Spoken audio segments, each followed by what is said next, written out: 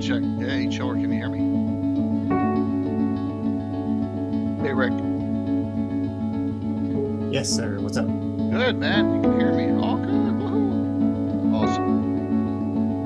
Yep. I just gotta hop on and hop off here real quick because I just gotta fix the Bluetooth connection. No problem. We're good.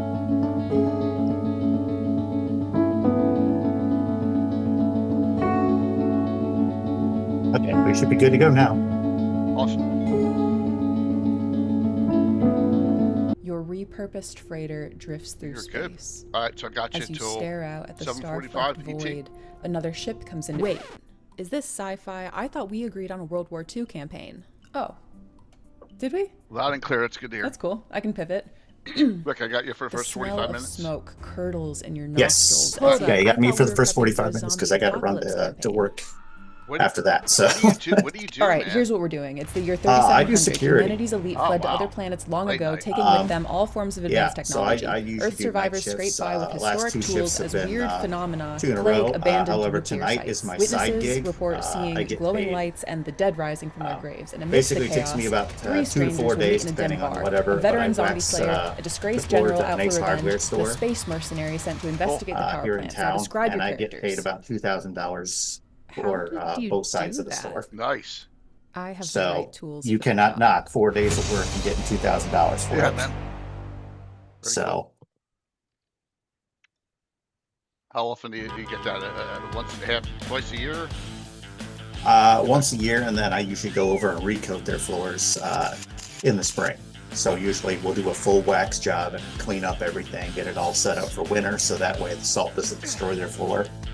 Right. But the salt still is going to destroy the floor no matter what we do. So we always have it planned out that I will just go in and I'll have it ready to recoat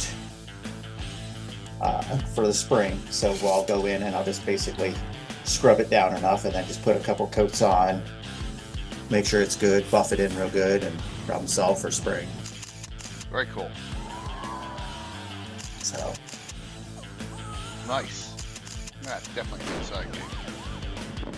yeah. You know what I do for my side gig? This. I was gonna say yeah. A story once. I was gonna say poke fun at silly authors. The Yeah, dungeon well. imagined without end. I just got And one. I mean that the nicest way possible, by the way. I just got published in a Choller Games The tree that publication. endures So has to bend. Yep. Oh, nice. yeah. From stillness, the mad Yep. mage. I've still got Veil of the Mage From up. I've got countless Magic and voices, Compendium the up. castle I've takes been shape. trying to Zagreus get will them to test get the with the enduring. Those unlucky. get the thing for the print on demand, but it never made the limit, so I have a longer waiting period to get the thing in. Right. And during that long waiting period, there's some errors that popped up that I had to go and fix. So Okay, well, that didn't affect. okay. That doesn't. You don't have to do the whole thing over. It's just a new version. It's just a different version, right? I mean, you don't have to reapply everything. Well, I did have to reapply some stuff because I had to change it for print. A version that's digital only, you can slop-o-matic that stuff right up, and no problem. When you do it for print, you have to have certain settings that the printer will actually see. And the bonus is I knew most of those, so it was no big deal. The bad part is that it took so long for me to get the stuff into them and all the parameters that it was. Some of the stuff I'd forgotten about that I'd already done or such like that. So I got to it and I'm like, and they're like, did you forget to do this? I'm like, yes and no. Yes, I already did it. No, the template did not drop in yet. So because I have to do special, what's called a bleed on the outside of it to make sure that it, when it prints, it doesn't have white lines on the outer edges and such like that. Oh, okay. So, Huh. Fun times. Yeah. At least that's coming along well. Yep. Very good. That, and I got the Beyond the Flyness primer I'm working on with Craig and Thor Thunder. So Nice. That's going to go up basically as a pay what you want. I'm not going to put any amount on that because it's just going to be the setup for Beyond the Flyness to let people know, here it is. This is the first version. We're not doing the whole thing all at once because it would be done 3 years later if we did it that way. Yeah. So the first primer is going to have Antaria, Celestial Imperium, the Clonish West, Durakar Tog, which is Orkreich. I call it Durakar Tog, which means essentially an Orcish Darkland when I looked it up. And I was trying to figure out how to make it work. And then we're going to have Gigantia, but I actually have a new name for it that I did some looking up, and I thought a new name for it. I'm going to call it Drotorheim. POV, I had 30 minutes. POV, I had 30 minutes before my campaign group showed up, and I was totally unprepared. I grabbed my Ready Set Encounter box and boom, week, right? everything I needed for an epic session. Adventure hooks, map tiles, loot tables, stat blocks, and miniatures, all ready to go. My players still think I spent hours planning our great dragon encounter. If you're a busy dungeon master, get Ready Set Encounter live now on Kickstarter. Setting up stuff around here. POV, I had 30 minutes before my campaign group showed up, and I was totally unprepared. I grabbed my Ready Set Encounter box and boom, everything I needed for an epic session. Adventure hooks, map tiles, loot tables, stat blocks, and miniatures, all ready to go. My players still think I spent hours planning our great dragon really sure encounter. what the topic was. If you're a busy dungeon master, get Ready Set Encounter live now on Kickstarter. It's a simple one for us. So go over, grab journal number 1.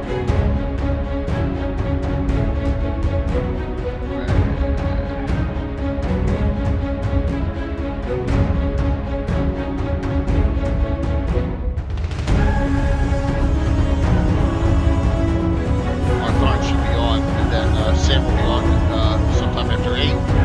Rick's got to leave at like 7:45. Yep, quarter to 8 because I got a job that I've been lined up to do. Gotta get it done. Has to get done before that snow sets because if that sets, that ain't gonna happen so well. Right, everyone. I know a lot of our regular viewers are at Gamehole Con or on their way, so, but that's okay.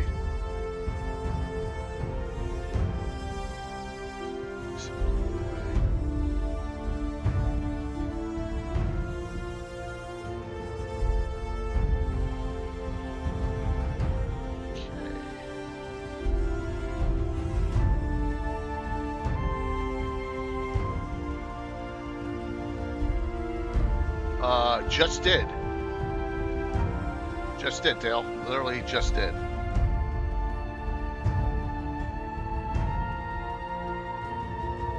Yep. Cover it.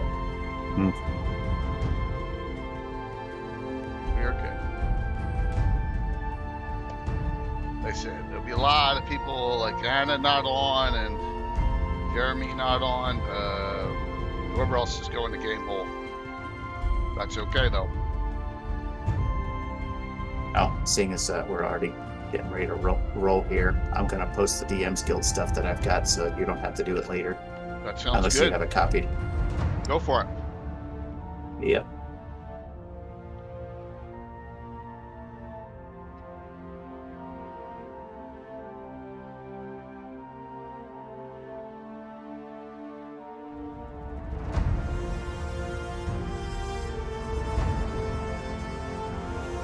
Awesome.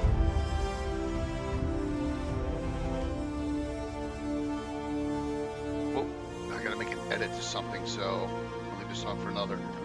Oh.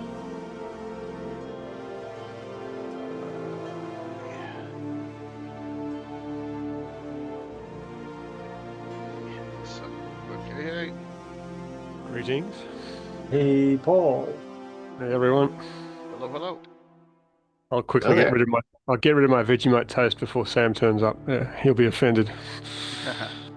Offended? I don't know. It's Sam. You might have to hide yourself. Oh, stalking you. I rev him up about putting Vegemite on bagels, and he starts spitting and screaming heresy at me. So he's a good Bronx. Serves him right. So what you're saying is that he gives you the Invasion to the Body Snatchers thing. Puts his arm out. Yeah. J'accuse. All right. Let's a couple minutes early. We'll come live. Woohoo! All righty. Good evening. Kicking off a week of 4 streams. So I got some guests tonight. One coming in later and one leaving early. And Anna's either on her way or already at Game Old Con. So won't see Anna all week. Good for her, right? And a couple of the other regulars, we won't see them. So, but that's okay. We're going to have some fun tonight. We're going to go over this. I got some questions right off the bat, but let's introduce everyone. We got Greyhawk Mike and me tonight co-hosting here.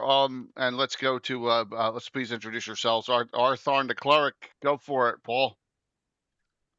Paul, aka Arthur the Cleric, dialing in from down in Australia. So lovely to be here. So what time is it there now? 10 or 11, 12? What is it? Just about to turn 10 a.m. Yes, I'm taking a sneaky early lunch break before going back to the salt pits. Nice, really cool. And Rick Arthur Miller. We're right in the middle of a lot. We're starting to get to his stuff in Earth Journals, and we discuss those. So welcome. Yeah, I saw you had those up. I was working the days that you had those up, and I'm sitting there going, well, damn. We got some more coming though. We're up to 17 for next week. 17. Okay, yeah, 17 is when I started. So yeah, so there you go. So next Wednesday we'll continue that 4 we go in. We never get anywhere near as many done as we think. So each week we get 4 or 5 done, and that's it. Let me know next Wednesday. I might be able to pop in for a couple hours again. So very cool. All right, it's right below me here. This nice new document. So we got I got to ask this question. Why change the name and not stay with Grey Grimoire? Because now we're starting at Greyhawk Journal #1, right? It says the Grey Grimoire presents, but here's why make the change. Well, one of the biggest decisions behind that was we wanted to keep it with the Grey Grimoire presents, but we wanted to move beyond a little bit and do a little bit some other stuff. Right. Also with some of the art from the last one, some of the stuff, since I use Adobe stock for a lot of the stuff that I do, because I can't find all the artwork for this stuff, no matter how hard I try. It'd take me a year just to come up with one issue, just, because most of that and a lot of artists have pulled their stuff down. So we didn't want to have to deal with any of the whole thing of, okay, we're using stock art, having anybody going, well, I don't like this, that, and the other. Well, that's fine. We get that. But Savage Baron Lee and Norker said, hey, can you keep it to where it's going to be like this? And I said, well, it might be wiser just to start fresh completely over again. But we also wanted to combine Grey Grimoire and the old essential Earth Journal, which is, in purgatory, and bring it back together into basically one full thing. So the Greyhawk Journal was realized. Okay. That's a cool answer. I like it. Not to be confused with the Living Growth Journal. Yes, not to be confused. That we were very careful about that one, and that's why it says Grey Grimoire presents the Greyhawk Journal. Okay. We're very specific about how we did that, because we're just like, can we do this? Yeah, we can do this. Well, that makes sense. Thanks, Brevin. And the thing is in web searches, if somebody's looking up Greyhawk, the easiest way is to have it in the title. You just can't avoid it anymore. 100% on that. Yeah. If you were to put it up as Earth, you might get the diehards who know exactly what it is. But if you want new players to experience it, you have to put Greyhawk in the name, or they're not going to find it. You're dead on. You're dead on with that. 100%. Thanks, Moose. Trying to get that hype train rolling this morning. So this evening, I'll listen to that. I'm being like Paul this morning. Got your it's morning somewhere. Yeah. Here's some options for tonight. Tonight I got Temple of Elemental Evil, Marklands, Tales from the Outer Planes, Scarlet Brotherhood, or even a Deep Dwarven Dell by Len. So there you go. Yep. All the classics. Some of the All classics good. there in reprint. Yep. All good picks in there. All good ones. All good good reprints. picks. Also, quick funny sidebar story. Here is a hard copy of the Tarvine belt, right? And like I said, I got a nice inner thank you there, right there. It says by Stephen Chenault with J.L. Scott in the Free City of Altamira. And I ordered a whole bunch of these to so I could give them away, and they sent me one.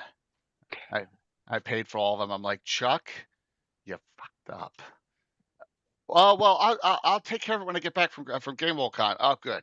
All right, so I gotta wait a week or two. Yeah, so I got one copy. So sorry, gotta delay the giveaways on that until I get to the rest of them. You know, I'm hearing that thing in the background. 3 weeks later. Yes, it could be something like that, but who knows when. So, the trolls are carrying them down the I-90 to deliver them to you. Oh my God, it was so comical. So all right, tell us your thought process on getting this thing up and going, and what you guys decided on, you know, like how this came to be, and then we'll flip over. When Sam and I were working on it, we had just finished the previous Grey Grimoire. We had a whole bunch of contention issues with it. We had a whole bunch of stuff that we're dealing with art. I'm sure you remember that one that we found that said it was a somebody's actual image and was not. And at that point, we decided it's time to move on. Let's not drag these two through the dirt. Speaking of basically Norker and Lee, let's not drag them through the dirt. So if there is a mistake, we own it from here on out. Got it. That makes sense. Yeah, so we're not dragging them through the dirt. We did keep the Grey Grimoire Presents because it's still under that flagship. Right. Okay. But going with Greyhawk Journal was just a full decision to have newer players be able to find it. So, and that's the big thing. People have to be able to find it. If they can't find it, they're not, it doesn't exist. So. Okay. And I'm looking for the link for it here to see where Sam posted it. I think it's still off the old Grey Grimoire page. And I mean, yes, I've got to say, since the DMG 2024 dropped, I mean, I kind of keep an eye on Reddit and some of the social media stuff, some more than others, and there does seem to me to be an uptick in new DMs and new players kind of sniffing around and asking questions about Greyhawk and stuff. So yeah, popping up on a Google search with the word Greyhawk is certainly going to get more eyeballs on a product. But there does seem to be a bit more interest from newer DMs and new players about Greyhawk and asking about it and wanting to go down the rabbit hole that we're all ready down, if you know what I mean. No, yeah, that's 100%.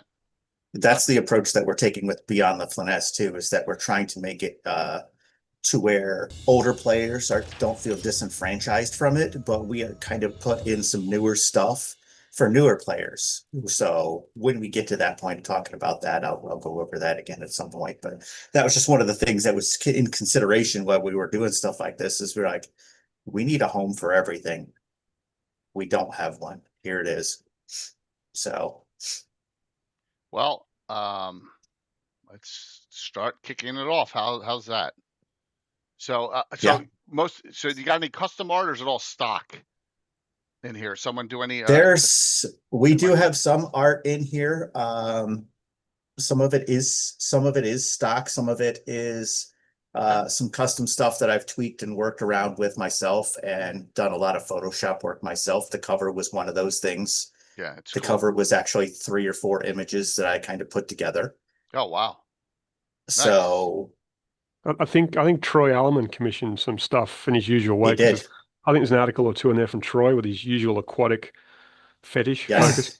Nice. And Dan Troy's Smith always art is in there. Yeah, Troy's always very generous with commissioning art, and it really does pop. I really love the Dan Smith and some of the other artists that Troy commissioned, and that's been used in there too. I think it looks great. We do have an actual new artist in there. Well, somewhat new. Norker actually did the table of contents art. So if you scroll down to the table of contents, and you're going to see all that. Oh, that's he nice. gave me a piece of art and he's like, I want to use this. And I was like, well, I've already got the picture for that. I said, but you know what? I think I know I can use that for something. And I used it for the table of contents. And he's just like, I did not think that you could be able to do that. He's like, because his picture's that lower part in the corner. I did the leaves all myself. The contents page thing is something I've already had done before that I splashed in there. But I thought it all brought it all together.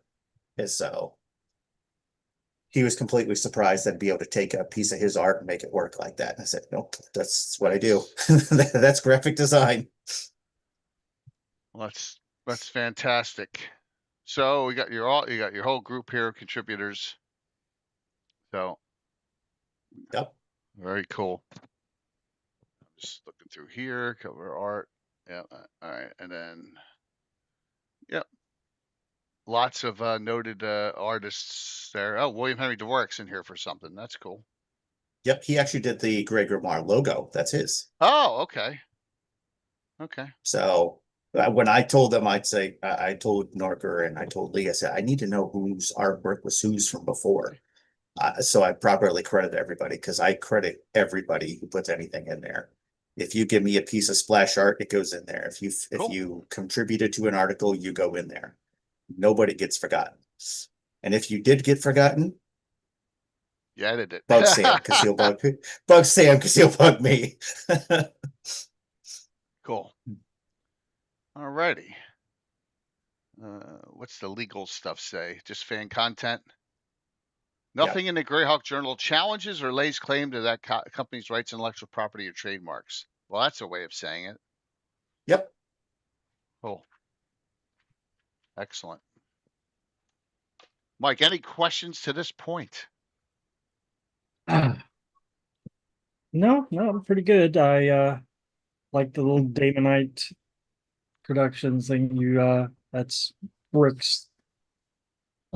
Next to the Oh, right here. yeah, there you go. Yes. Yeah, that's his. Yep. Little imprint he's had for a long time.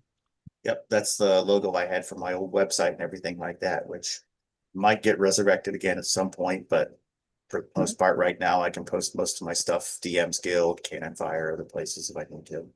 Which Discord does this go to? That goes to the Grey Grimoire one. Okay. That goes to so that Discord goes right to the Grey Grimoire Discord. I think it's called the Grey Guild Hall. I think it's the official title, but yeah. Correct, yeah. I like the foreword where Sam says he seized control finally after years of lurking. So I'm really surprised the zine isn't called, the new canon.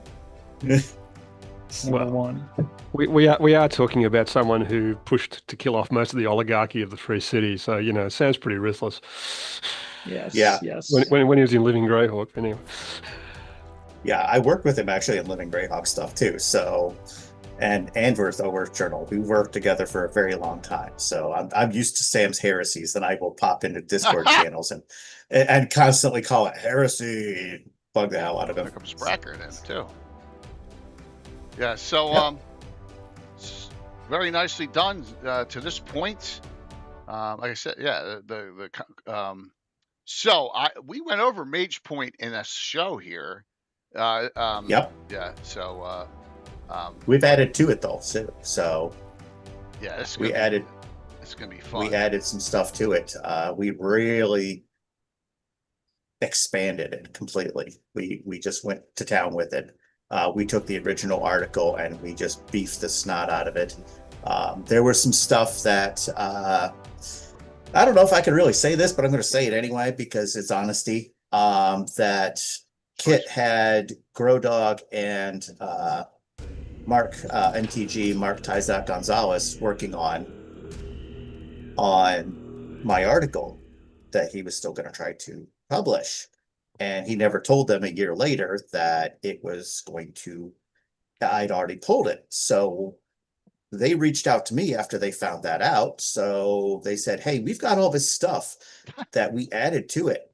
And I said, you know what? I can't in good conscience have your guys' stuff get forgotten. So I added their stuff into the Mage Point as appendices. Oh, okay. So their stuff got added in. It's even credited on that. When you scroll down, you'll see that they're credited. The appendices are all theirs. They wrote all that stuff up. Interesting. And it was going to get cut on the, basically go on the cutting room floor and be forgotten. And I'm like, I just couldn't have that happen. It is kind of almost the Mage Point issue. It's great. It's massive. Yeah. Yeah. It's a sandbox. I gave it the Diamond Lake treatment because it fits right into Age of Worms. Yeah, just like Diamond Lake is so detailed out for that, and it doesn't need to be that way, but you did it. I understand. That's cool. And now it's usable by anyone, Yeah. So it's a smart move. Definitely. Yeah, I thought it would be nice to do that. I even left a little.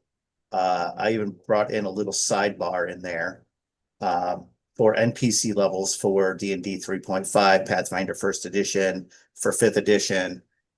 It's all in there. So if they're still using 3.5 or Pathfinder First Edition for that, they can bring it up in the back. Oh, okay, cool. I can use this. I can run it as it originally was in Dungeon Magazine.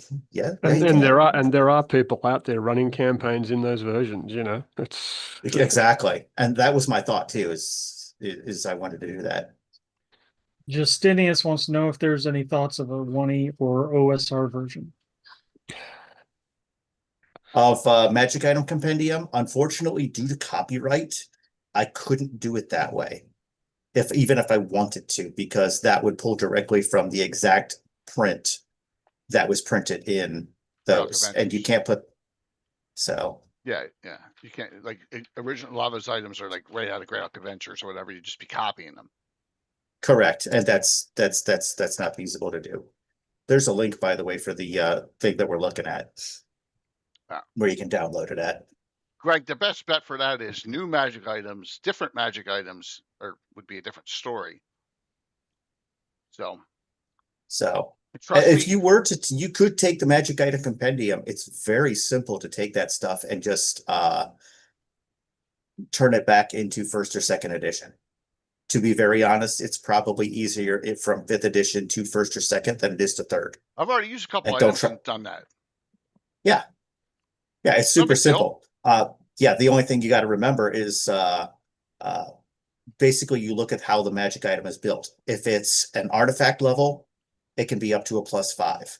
If it's a legendary, it can be a +4. Anything below that moves down +3, +2, +1.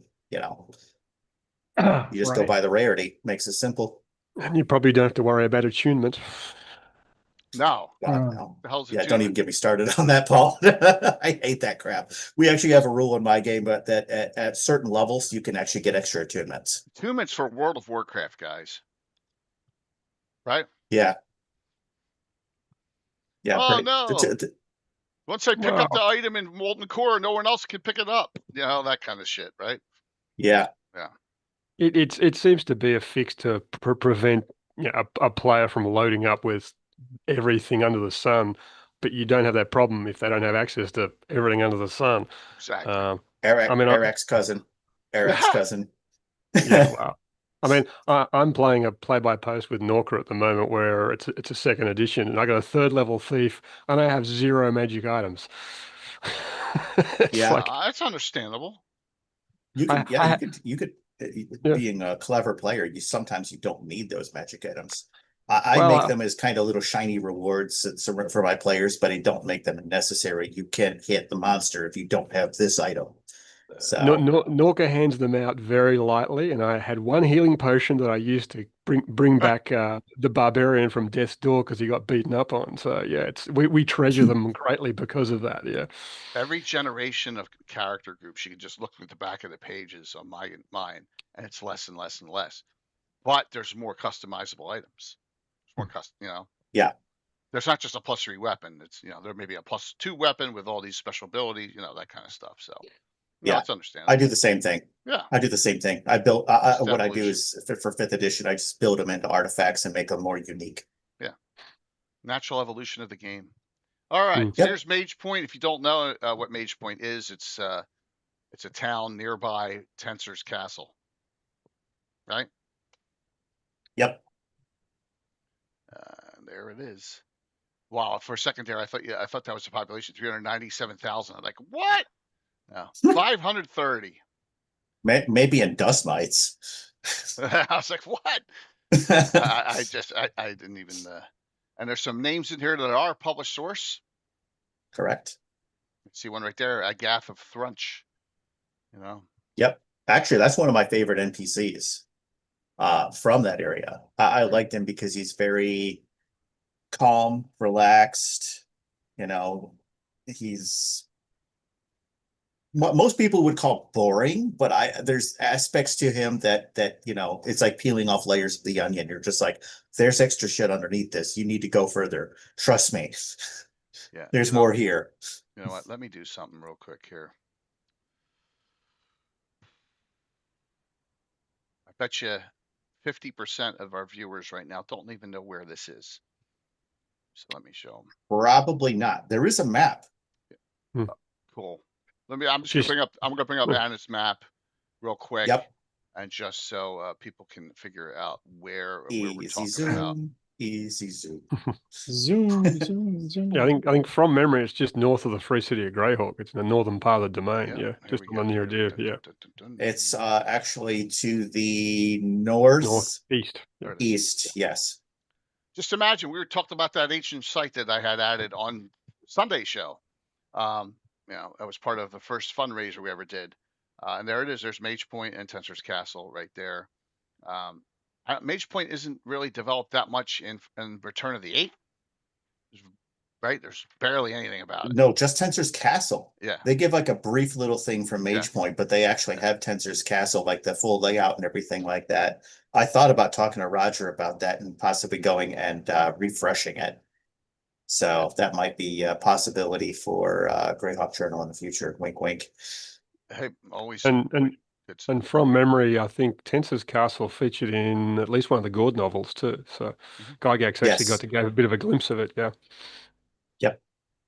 And it's pretty detailed by Roger. So, you know, at least we have that. So I did link Age of Worms together with this because in Age of Worms, they called him Manzorian. So Tensor now has a last name. I saw that. Tensor Manzorian. Me too. I thought that was a good way to connect them. Sure.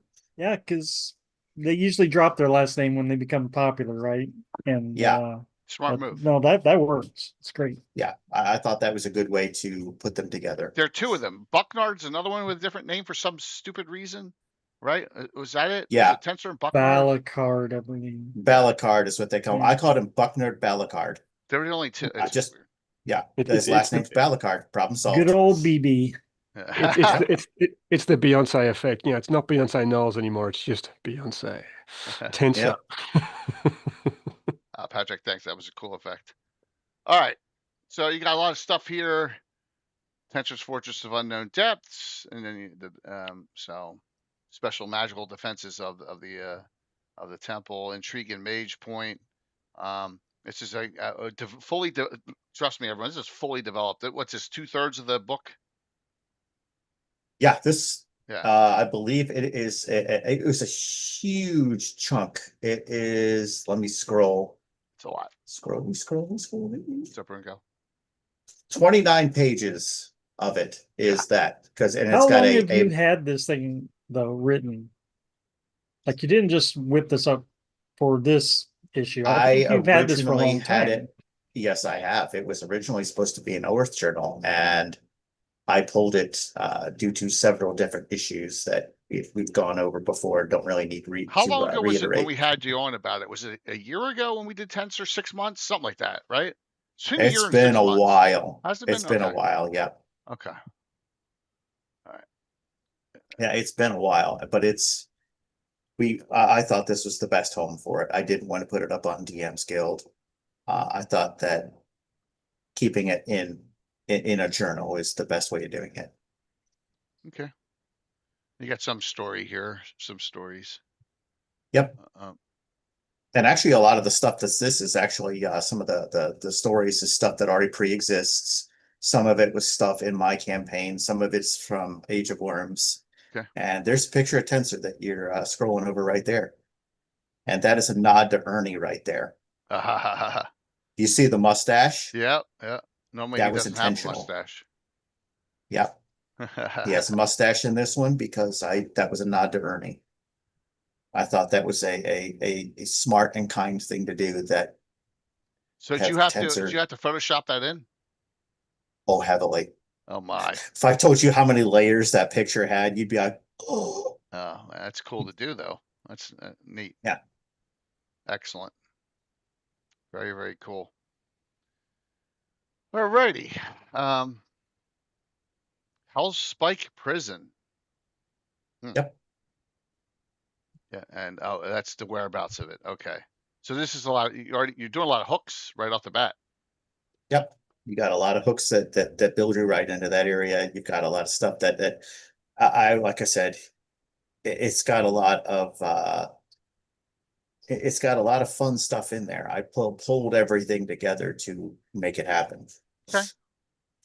So I've always said since I came back into the Greyhawk, Greyhawk seems to be all about the hooks. Like, one of the great features about Greyhawk is going back almost to the beginning. It's kind of a feature, not a flaw.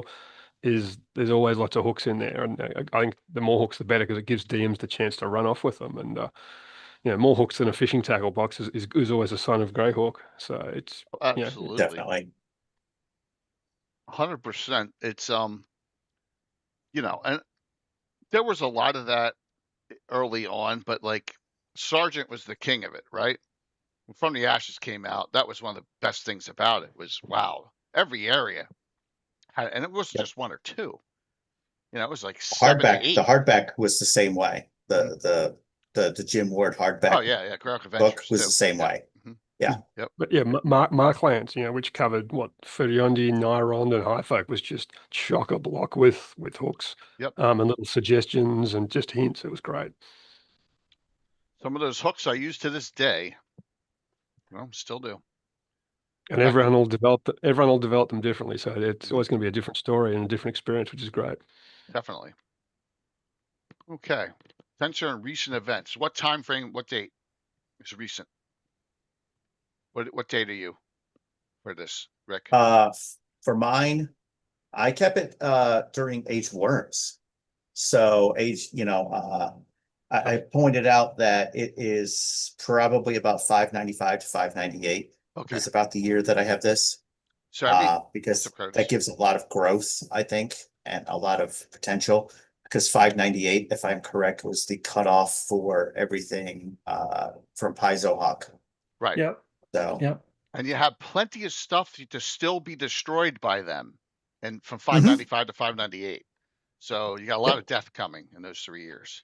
That's beautiful.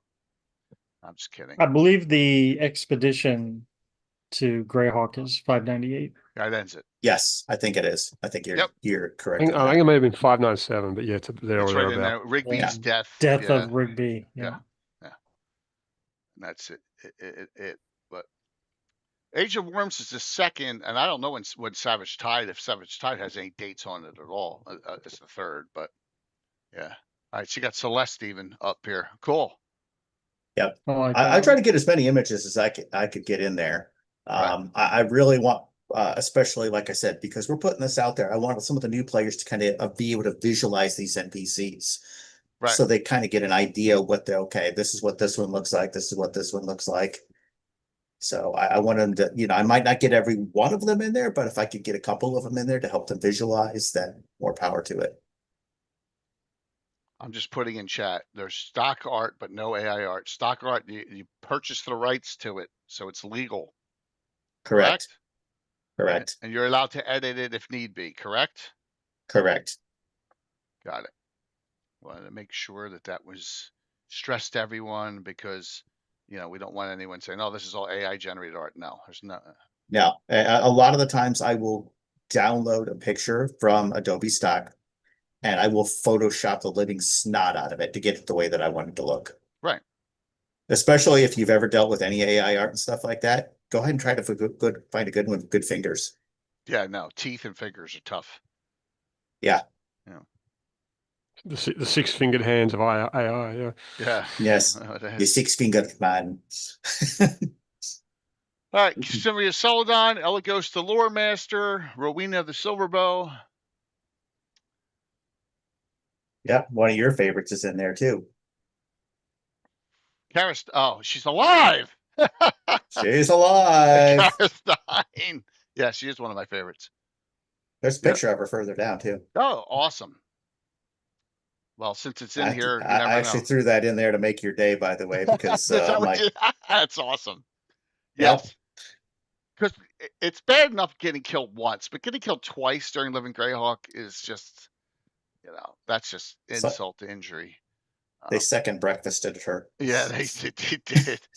Oh my God. Yeah, and that's just such a great character. All right, and you got the legal. That's probably her right there, isn't it? Yep. Yep, that's her. Cool. Nice pick.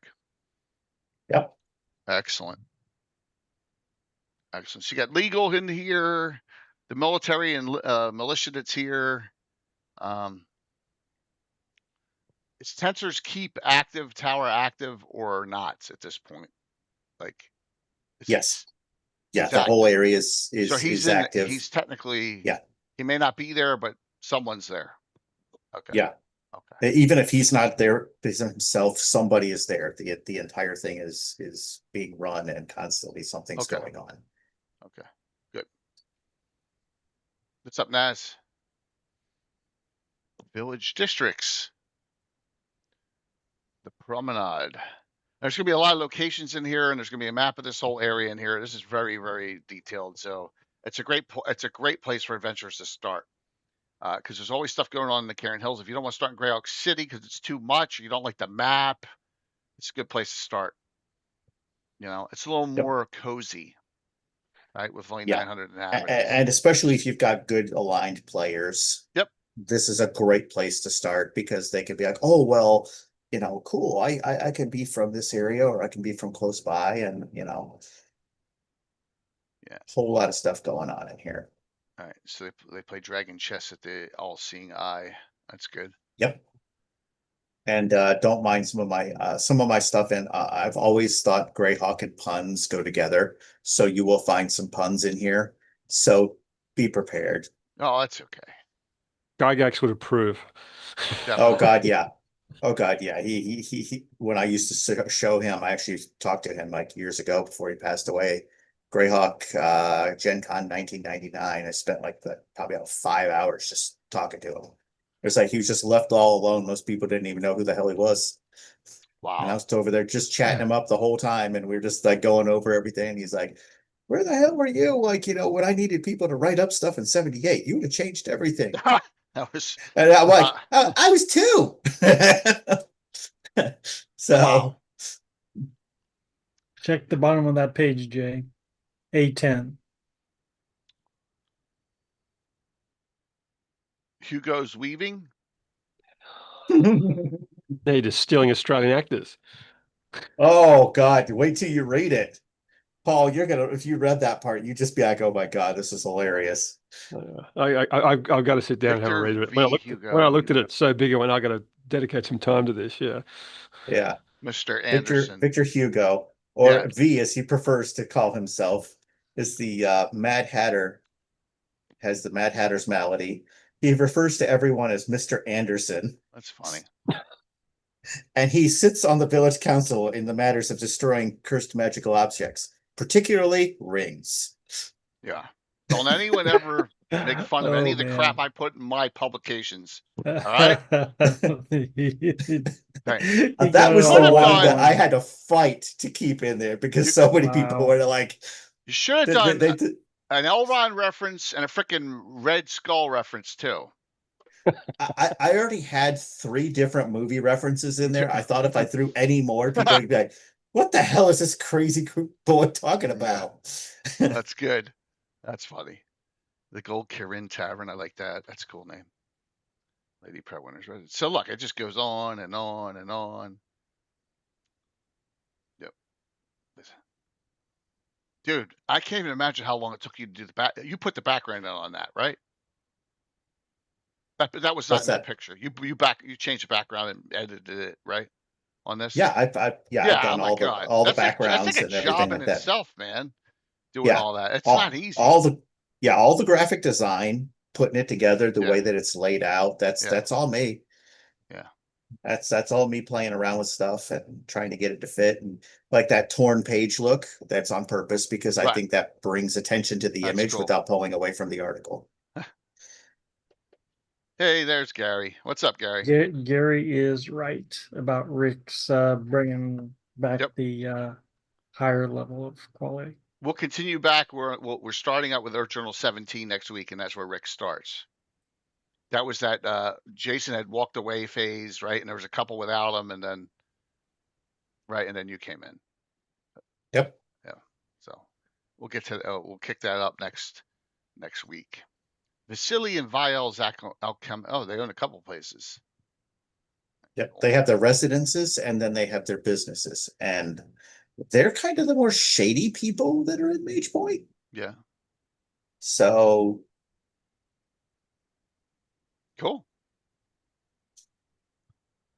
I would think it'd be hard to be a someone with a bad reputation in that town, because you'd be ferreted out really fast. Yeah, they're clever, I think is the best way I can put it. They're one of them is keep in mind we are using some 5th edition type-based stuff in here to kind of get the idea, but if you want to put it as an earlier edition, you absolutely can.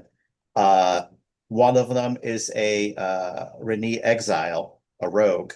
Yeah, it looks like he's got this guy, he's got tats on. Vial? Yeah, you got one. Or there's Vasily. No, the Vasily is the one that is actually on the left. That looks more Renee. Okay. And then the one on the right is Vial. Okay. Vial is you could make him Beclunish if you wanted. For me, like I said, again, I'm trying to be very inclusive. He's a fire genocide artificer alchemist. So he's a they make alchemical items in my world. There you go. Yeah. Done. Problem solved. Yeah. Like I said, a lot of this stuff is so easy to convert. Most I know. I don't even worry about it anymore. Yeah, they get scared and they look at it. Oh, no, it's 5th edition. It's 3rd edition. Like, dude, change it to what you want. Nobody's going to care. Very cool. You mean you didn't make Kirstein into a Dragonborn? No. See. Certain things, especially of characters that are already pre-existing, I try not to change too much of them. All right. If they don't, Someone who we all love has turned Katarina into a gold dragon, and she's not on the show tonight. So you're busting her by saying that, Mike, right? From the show. That's her campaign. That's her campaign. Exactly. That's her campaign. But yeah. So it's weird to see Arthur and Clark without a slice of Bogle avocado toast. Bougie. What the hell? Avocado taste. What does bougie mean? I don't bourgeoisie. Oh, just you mean snobby. Yeah. Like he's like, I'm better. I'm eating this. Okay. We're gonna let's have avocados down here in Australia, man. Don't you have them up there? There you go. Now they're all in Mexico. Don't have any avocados in the U.S. Or if we do, I don't even know about them. I don't know. They're all in the poke bowls in California or Hawaii. Yeah. It's all good, actually, it's not too bad. You have to have something with it sometimes for the taste, because most people will be like, it has very earthy taste. The town is filled with a lot of plants, as we can see. They like their plants. Yeah. Like I said, it's a village, so they like their gardening, which is cool. They take pride in the outsides of their establishments and abodes. No, I'm serious. It's good. It's cool. They're not worried about somebody in Greyhawk City running off and stealing their plants. Well, yeah. Medicine orbs. And it is on the water of the Near Deep, so there are fishing docks. It's not a harbor though, right? It's not a full harbor, no, but it does have. Especially if you scroll down to the map, you will see that it does have some docks, so you can get a ship up to maybe about the size of I believe it's called a cog. into the docks. The cog is still one. Cog is only one mast. 2 masts? Any 2 mast ships remember. Or just one? 1 mast. Okay. Yeah, I don't remember. Cog is the standard ship that you see in the yes. game. Yes, it is. Yeah. Hey, Ravens. Cool. Town guard. Yeah, that guy looks like a pissed off Kelso from that '70s show. Or I had one person already say that he looks like the Kit Harington's character out of Game of Thrones too. Okay. And I said, well, yeah, I guess I could see a little of that. See, man, you had to like haze the background and all that stuff. I'm going to say this on every piece of art. I mean, it's like, it takes some talent to do that stuff. Because I'm assuming that it wasn't set like that. He wasn't set up, and you had to make those changes. Nice. I had to make some changes to the actual initial picture. Yes. Yeah. I had to put it into a watercolor look almost in the background to keep it from detracting away from the foreground. Yeah. Really nice. Gary's heaping praise on you. Yep. Hamlet for the modern age. That's saying something, man. Wow. This is way more detailed than Hamlet. Let's be honest. Hamlet is the great sandbox town of all time, right? This is a different generation. This is 55 years. No, can't even add. 50 years ago, 47, something like that. 78 77, 78 when it came out. Yeah, this is great. So, what deities are here? I see Heronius. We know Celestian's here because Heronius, Celestian, Palor, Rao. Most of the major good deities are going to be here in town. What god is Agath Thrunch? Celestian. Celestian. Okay. Yep. Celestian. I always liked Celestian because just the whole no Zilchus. No money guy. If Zilchus is there, probably a little bit more controlled because I can see Tensor basically just kind of giving him the, Zilchans the finger of going, we're going to set the prices. The hell you are. Okay. All right. Zilchus actually was pretty. Who's going to run the bank? Yeah, Zilchus was actually quite popular when I had him in Oldridge.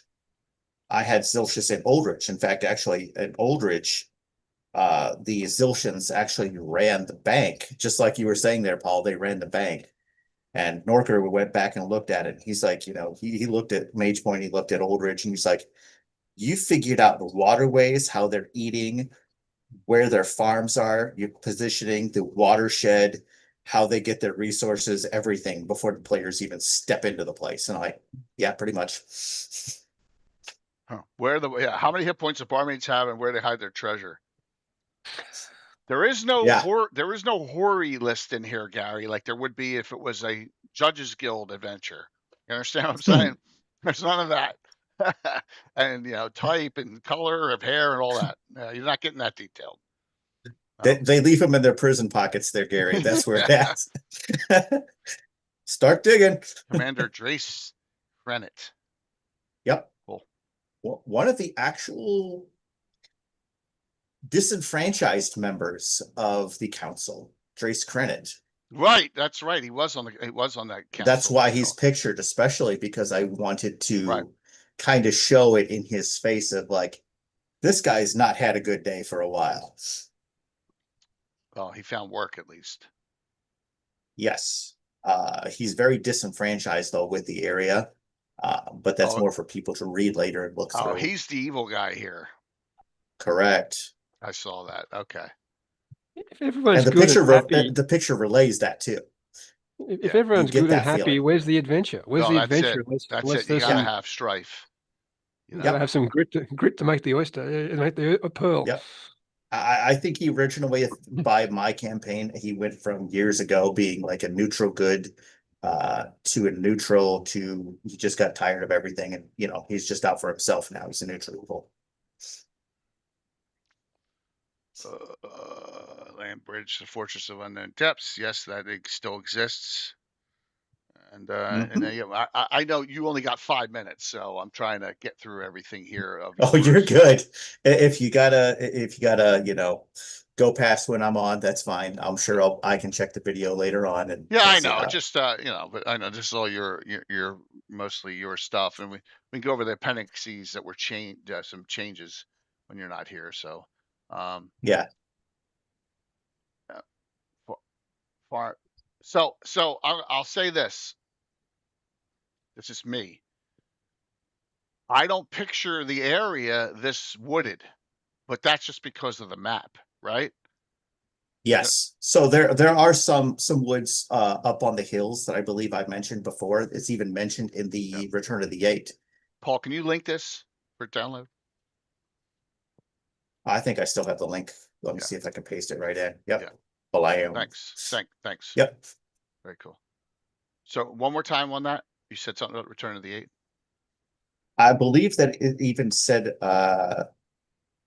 rolling hills with some tree cover over those rolling hills into farmlands. So, when you see the map, it looks like all that orange rock everywhere, right? In the Cairn Hills. So Yeah. you don't get a picture of some of them are probably wooded hills, right? So, yeah. But if you were to take like a modern map and look at a modern map at the same way, it's the same thing. You might have a local forest nearby in your town. Right. That's nearby, but it's not on the map because, well, it's not big enough to be on the map. How many locations you have in here? Over 100, huh? Oh, tons. Yeah. I forgot the number at this Look, point. there's Ouija Mortuary. There you go. Yep. I thought that made sense, having a mortuary for Ouija's rather than a lot of just a regular church. I thought having, a place where, people can, go and early cremation. It was a thought that I had with this. Another thing was just funerary rites, who would do that. Ouija's, problem solved. And she's a god of magic, which is very important as well in the community. What a mix. Yep. Yeah, you like the Pillmaster Crafter loves that idea. Yep. That would be a cool building there, Bill. Look at that. That's really neat looking. Yeah. I'm assuming that once again you major Photoshop. Yeah, oh my god. Yeah, you kind of abstracted it a bit. Yes. Yeah. Actually, the color of the church originally was a tan color. Yeah.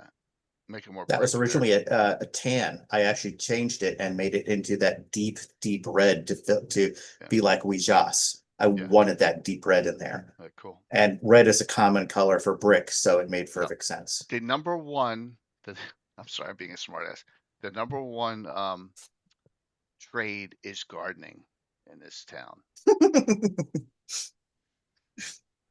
No, they bust all the halfling gardeners in from Elmshire, man. Exactly, from Elmshire. They all came in. Yeah, it's cool, man. Every one of them has a hobbit outside their door gardening. It's awesome. Damaris Newark, is that person a published source of yours? Which one? In the Mortuary of Ouija.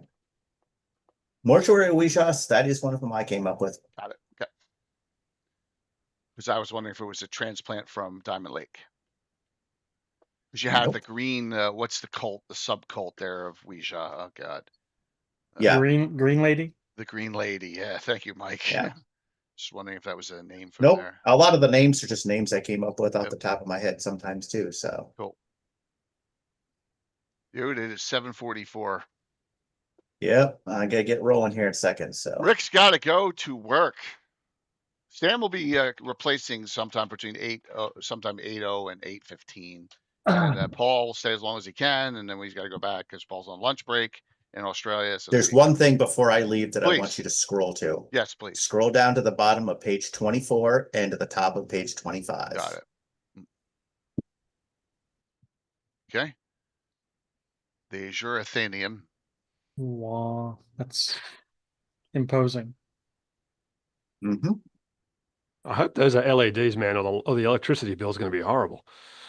The way that I thought of it is I thought that that they use like a type of crystal or something like that for the roof because it is an observatory, and they would reflect starlight. Interesting. Some And then you've got continual light Agath. spells. Yeah, yeah. Or Yeah, well, you got Agath right underneath there, and you can see just from the look at him. He's too badass for an astronomer. Well, he went to the Isle of the Ape Man. He's going to have to, beef That's that level up there. Elven? Is he half elven or human? Nope, he's human. So there's no elf ears there. That's just the way that his hair fell. Okay. Yeah, that's the way his hair fell. Simple spell that you could use to answer this. Take it right from Ed Greenwood's Drow the Underdark book. Continual Fairy Fire, which they use in the Underdark, and that's permanent. So there you go. It's hard to see in the day, and at night it looks like that. It's solved. So yep. I like the temple because it reminds me of the Colts colors. That's awesome, Mike. Nice. So I'll let you guys finish up here. I gotta get out the door. Yep. And you can shoot if you want. You could shoot me a message later and let me know how things went. I will have the Ed Greenwood me joint article for next one.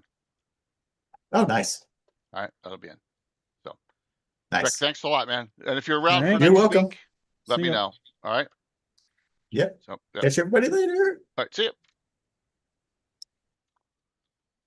Dun, dun, dun, dun, dun, dun. So a little later after that picture there, in the article, there was a rumors table. Where is it? A couple pages after the Let me Celestian just temple. Finish our scroll through here because we missed this one too. All right. Yeah, page 27, 28. Yeah. Yeah. Well, open air market.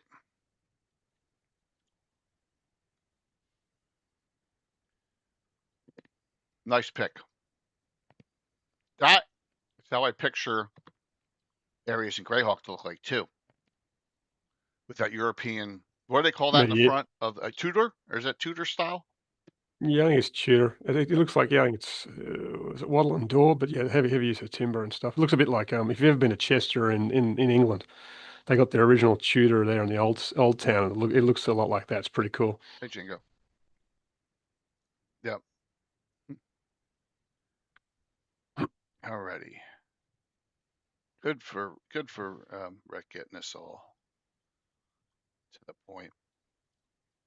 And we got a lot of residences thrown in with a lot. It's just very detailed. I think he's using I probably should have asked this when he was still on. I think he's using the City of Greyhawk box set model, right? Yeah. Yeah, which is totally what I would do. Yeah. Yep. Which is what I'm doing for Altamira too. All right, so here we go with references. Well, he's got a lot of them in here. So look, it says Doug Niles, the City of Greyhawk. Doug didn't write it. It's no one's fault. His name's on the book still. So just take the win, Doug. I never wrote this. It's one of the funniest things ever. David Noonan, Zenith Trajectory. I remember that. And that was compiled in the Shackled City. Yep, that's where she comes from. Eric Mona, Tito. Yep. All right. Let's get to the rumors here. So to some more demographics. Oh, it's good. It's got the population change over time. That's neat. His private army, which is separate, right? It goes back to Dragon 37. Nice. He's got almost as many soldiers as the town. Well, it's 785 total plus 650. Okay. Yeah, those troop totals are from a very old article where they were talking about the order of battle, which was I guess a battle system precursor. And it had like Mordenkainen's troops, Bigby's troops, Robilar's troops. And so, I mean, why not use that reference for Tenzer's army? Very, very early, which is neat. All right, so here we go. Rumor table.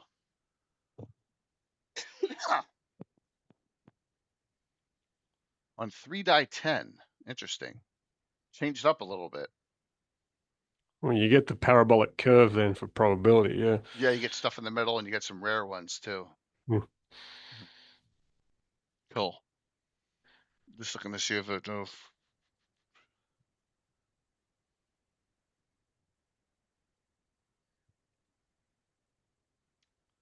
Every year or two, some dumb adventures from divers, Greyhawk or Lucas, come through and try to cross the causeway into Tensor's castle. Why don't they ever make it? It doesn't say why. Security. They fall into the near Eve. And, okay. Guess, yeah. Oh, Valerius was here too. I remember the causeway is narrow and that there's hawks that zoom, do flybys, but I don't recall there being any extra. Was that in the Return of the Eight? From memory, Yes, in Return of the Eight, the characters had to go to the castle, and it had some details, about the security, how hard it was to get in, yeah. Yep. Cool. So they're not all true, obviously.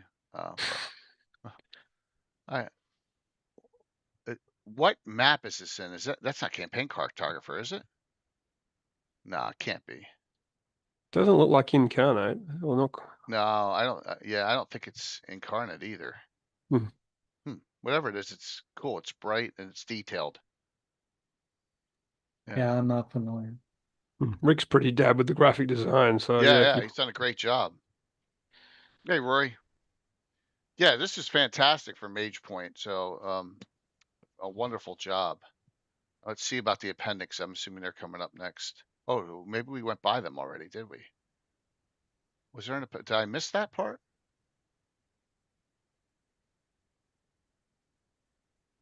Okay. Appendix 1. All right. References. Oh, so Alan put some stuff here. Okay. All right. Here it's noted here. Describes Tensor's involvement in the recovery of the Crocodile from Isle of the Ape. Yeah. Okay. All right. And then the demographics change, the time change over how it grew. Okay. That was the ad. Alrighty. Let's go into some others here. I got to keep on looking up for Sam up here with a login. So let me just make sure that he's not. Say his name 3 times and he'll appear. Yeah, just want to. Beetlejuice. Can someone put a Can someone put? Well, is it by invite only? For the Grey Guildhall Discord, is it invite only? Paul, do you know? I think it may be. I mean, I kind of was in there from very early on. I think the Discord's probably more intended as probably more of a workspace than a general chat forum. Probably is from memory, yeah. Yeah, so I'm putting to who put that request in Discord. I'm not going to tell you who it is, but please reach out to Norker for the invite because I don't have it. So, okay, we're good. Yeah, I mean, I'm pretty sure there's contact details on the Grey Grimoire website. But failing that, if they're a member on, say, Cannon Fire, I'm sure they could ping Norker on there. Here we go. Beetlejuice has appeared.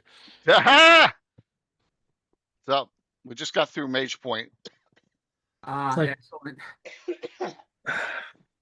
It is long. Hello. Yes. Well, I mean, if you want to jump ahead, baby, because we do have Paul here. What's that? If you want to jump ahead toward the end, because we do have Paul here, he can go over his adventure. What page? At the end.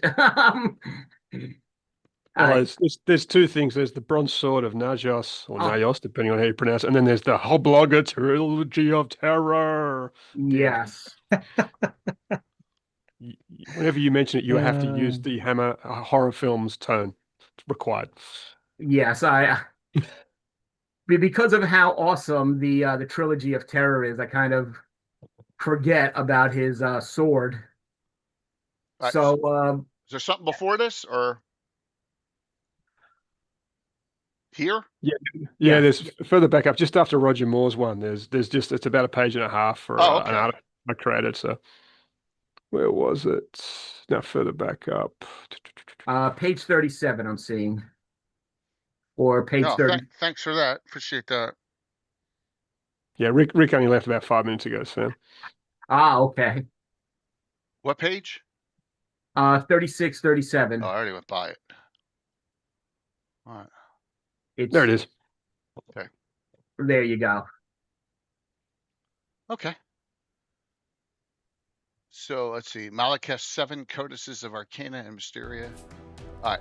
Which is the title of the article. It's like for magic items, correct? Yes, that's something Rick wanted to have a column name for it, and we finally settled on that. Cool. Okay. Nice.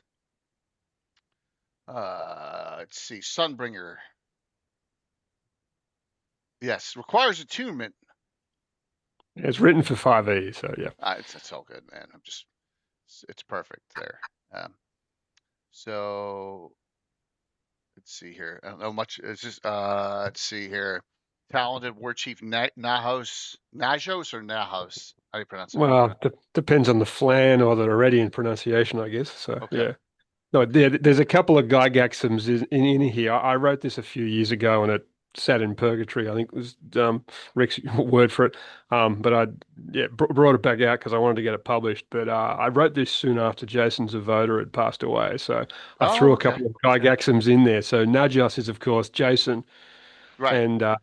And there's also a reference to a flan mage who Urs into Urflan, Adzova, of course, which is Zavoda. So right there. I was having I had little nods and homages there. That's Jason. Awesome.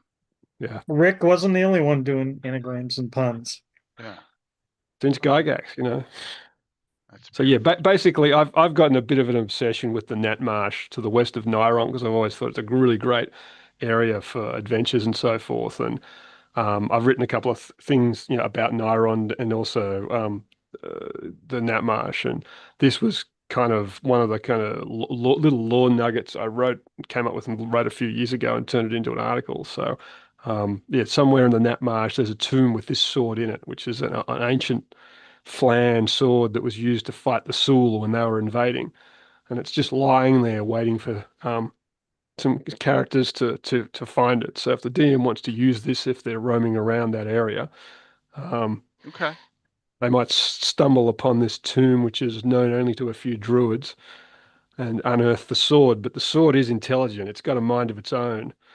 It's very pro flan, so there's a bit of stuff in there. So it'll only work with certain people if you're good, or you're Pelorian, or you're flan, and if you won't work with the sword, it's probably going to have its own little agenda, which is always nice with intelligent swords. So that was the kind of the premise there. So nice.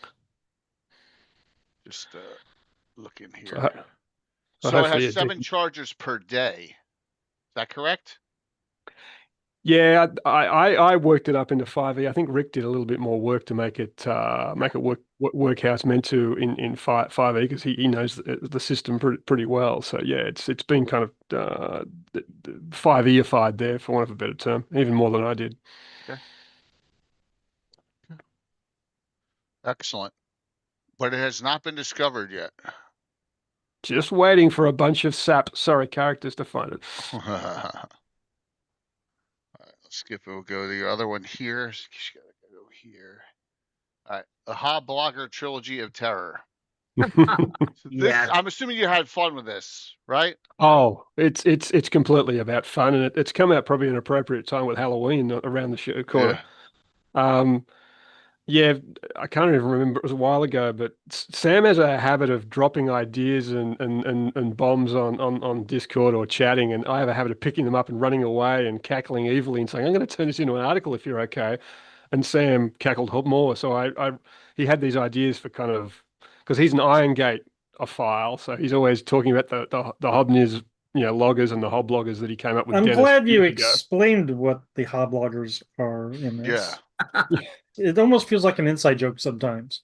I think it is. Well, it started as one, but thanks to Dennis, it kind of exploded. It became something a little more. Yeah, no, I forget, but I think someone just casually mentioned or the subject of the old monster movies came up, and I just churned out like a bunch of blurbs for the old monster movies as if they were adventure set in Iron Gate, like 20-word blurbs. And Paul's like, "Oh, I should do an adventure on this." I'm like, "Go right ahead." and, Sure. and shockingly, Oh God, Assault on Guildhall 13. All of the little chapter titles are little gags. I think if you read Count Sugarla, they're all Queen songs if you have a look at them. So there's little gags scattered throughout this. Yeah. I have to ask, first movie or second movie for Assault on Precinct 13? Please say the first. Oh, the classic, of course. Yes. Yeah. Okay. I want vanilla ice cream. Yeah. I don't think I've seen the later one with Ethan Hawke or whatever else, but yeah. It's not good. So no, I mean, look, these are very railroady. Yeah. They're very schlocky, but they're meant for fun. I mean, as it says in the start, it's like a little. You can use them for one shots. You could run your characters through them, but they're meant to be fun. And it was kind of funny because, I mean, everyone always says Greyhawk's kind of sword and sorcery and a bit pulpy, and I guess that kind of resonates with that. You know, it's really, you think about the Hammer horror movies from the 50s and 60s. It was very much that vibe. So it was very fun to write. Very fun to write. So Count Sugarless Rocket Raccoon. He's a Fanaton. Oh my gosh. Woo! Nice. Gary just said, will you guys ever stop torturing me with these hobloggers? No. Wow. But I mean, Sam's got a bit of an obsession for Monoland and all the animals and creatures that abide there. So Monoland provides a really good source, you know, a la King Kong, everything else, for just weird and wonderful characters and creatures to wander north. So there's a lot of it came north from Monoland in here, but that's kind of part of the fun too. Oh my God. And you know, for example, there's a hook in there for the Count Sugarloaf one, which is completely Dracula. Yeah. Complete with beautiful halfling maiden to be rescued by the characters, a la Dracula. But there's even a hook in there where they can go and find out where he came from and find out that there was someone that turned him, this poor little Fanaton, into a vampire, and she's not the nicest vampire queen in the world. So yeah, there's hooks in there too. You can go and have more horror movies later. Bandit's bar entry to Sugarless Manor. Excuse me. So no, people can just have a bit of fun with this, hopefully. So yeah. Yeah. Yeah. Well, there's a background on her. The tail. There you go. Yeah, yep. How he got turned into a vampire. Oh boy. But yeah, the first one is basically Werewolf and Iron Gate. The second one's basically Dracula, and the third one's Frankenstein. So yeah, very much harking back to those classic horror movies. So you know, again, it's you can have fun. You can have fun with these adventures. They don't all have to be serious. Oh my God, that's funny. Yeah. Frankenstein. Frankenstein, yeah. Dr. Frankenstein. Yeah. Dr. Zanus. Dr. Zaius. He's a Hadiji. Oh no. Escaped from those evil Scarlet Brotherhood experiments, and now he's trying to do good, but sometimes they have blowback. So yeah, bit of fun there too. Yeah, Rick did some great work with the art there. Oh boy.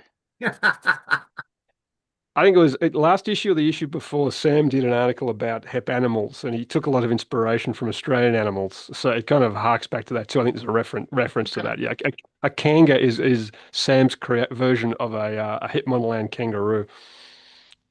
But giant and carnivorous. They're not. Yeah. Oh man. Yep. And if you go back to the first one, and you know, everyone has an obsession about Australian drop bears, but there actually is the equivalent of a drop bear already in Dungeons and Dragons called the Zorba. Never put that together. No. So yeah, that's in there.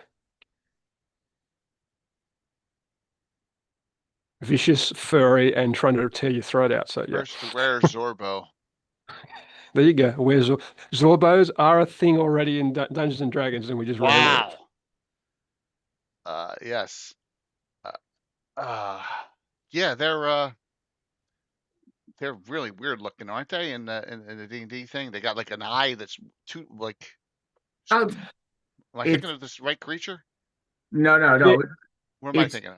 It's a koala. It's a drop bear. Okay, koala. Okay, all right. Except, I'm thinking of a Gorbel. I'm sorry. yes, yeah. Sorry The about that. Zorbo was originally in those little D&D cards they put out, Right. and showed up in Monster Manual 2. Right. And it has instead of the ordinary drop bear powers, they also gave it the ability to be the absorbing man. Okay. Yeah, their armor class varies depending upon what they're standing on. So if it's earth or stone, it actually affects how their fortitude and stuff. It was really quite interesting. I didn't write it. That's just they'd already come up with that. So, but if you're gonna have a drop bearer in Greyhawk, you're gonna have to use it. So we did. Oh my gosh. Nice. And then, of course, there's a tale of treasure and betrayal and things going wrong that's behind all this. That the characters can work out why strange furry creatures are attacking hobloggers in the streets of Irongate. So yeah, there's a bit of a detective job there, and then Assault on Guildhouse 13, where they have to try and protect the poor halflings. So yeah, Rick's not the only one that gets to make call outs to Hugo Weaving and Lord of the Rings and The Matrix. And that's the thing, you guys can let's not all take ourselves too seriously, and then let's enjoy the writing. Mm. You have to. Oh no, Gygax certainly didn't. I mean, Gygax, had a lot of fun with some of his adventures. So yeah, we tried to hark back to that a bit, and that's what it's for. These are 3 little fun adventures, hopefully, that people can have a bit of fun with. Roger Moore was king of doing that. I mean, like from his Midgets in the Earth article, I have a major character in my campaign. Euban had the freaking 20th level halfling. Yeah, that's Castle Greyhawk silly. It is Castle. Yeah, it's Castle Greyhawk silly, but sometimes you need a little silliness. If I'm serious all the time, it can be a drag.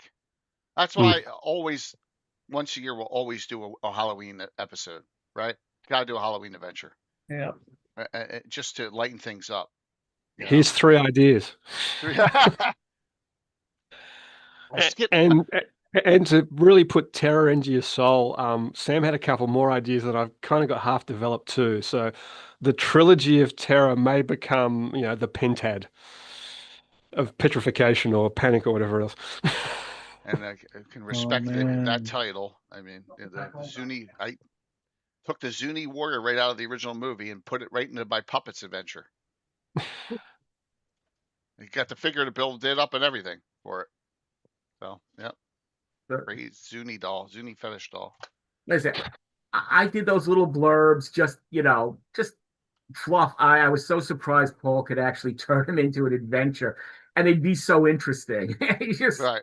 Well, I took it as a challenge because it's like I reckon I can work this up, and I managed to. So and I ran them past Sam, and Sam was, I think, probably surprised, like, "Oh, this works." He caught the spirit of the movies and the spirit of Greyhawk, and that's all what it's all about, right? Mm. Doing something that contributes to the Greyhawk, but sometimes it doesn't have to be the most serious thing in the world. Yeah. Because there is a fair amount. You can always find a little silliness if you look hard enough in almost every adventure that Gary wrote. Yeah. Right? Yeah. So all the way back to G1. Here's a kiss for you, Runt. Yes. Yeah. All the way back. All right, Roger Moore. Yes, Roger. Okay, well, I might take my my leave of you, gentlemen and ladies in the audience. Thank you. See you, Paul. Always good to be here. Hopefully everyone enjoys the issue, and I think everyone can see there's a lot of work went into it, especially from Rick. As you noticed, Jay, with the graphic design, the layout. I mean, I didn't think much about layout with magazines, and Lee had his own style, but Rick doing it, you can certainly see the different styles in layout. So I really, it's made me appreciate that how much a style of layout can affect how it looks, and I think it looks really good. With no disrespect to Lee, Lee had his style. I love his style, but Rick has his own style, and it was like, oh wow, that looks great. So hopefully everyone will enjoy it. So thank you so very much for coming on. Really appreciate it. No, thank you. Stay safe. All right, have a good one. Yeah. So yeah, with this, I think everyone, hopefully everyone's familiar with the Zaratan, the giant turtle that its back, it looks like an island because it gets overgrown with dirt. Well, Roger took that to another degree.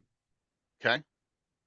And he doesn't just have the Zaratan, which already exists. He's got like one for every major aquatic power of Earth, and then a couple more. Okay. His research into this, just the concepts, the archetypes, and he just made it a thing, more than a thing. They're not monsters to be fought. They're actually just short of, the way he presented, just short of demi powers. Mega kaiju. Yeah, it looks like it. Yeah. They're not. The thing is, they're not just a kaiju to kill. They're like a demi power representative of some of the other powers, showing their influence on the natural order of the oceans. And you can go, you can visit them, you can talk with the followers of that power. Maybe they have something interesting to tell you. It's an adventure seed. It's multiple adventure seeds, a way to set up any kind of stuff you want to do on the ocean. Okay. And like I say, the research, Roger's like, with everything he's coming up with, it's like, I thought, Gary Gygax back in the day, his knowledge of other legendariums and such was just always impressed me. And now Roger's coming out with these things and sending them in for articles and blowing me away every time. And so first I've ever heard of them. Yeah, I'm blown away by these also. Right. So like I say, if you're familiar with the Arabian Nights, you know about the Zaratan. Sinbad found it one time. Right. And Roger just takes it to another level, making it so Earth. Okay. Well, good for him. He has such a great imagination, where he can think up and take some, maybe some references from, ancient books. And these are at the far corners of the globe too. The oceans are vast. So if you try to cram them all in the Flannis, let's say, then there's going to be a problem. So these are things you have to go find these. Yeah. Yes. And it's great. I just read this and I'm like, oh yes, I so want to see this. Okay. A gigantic whale. And here's some of them.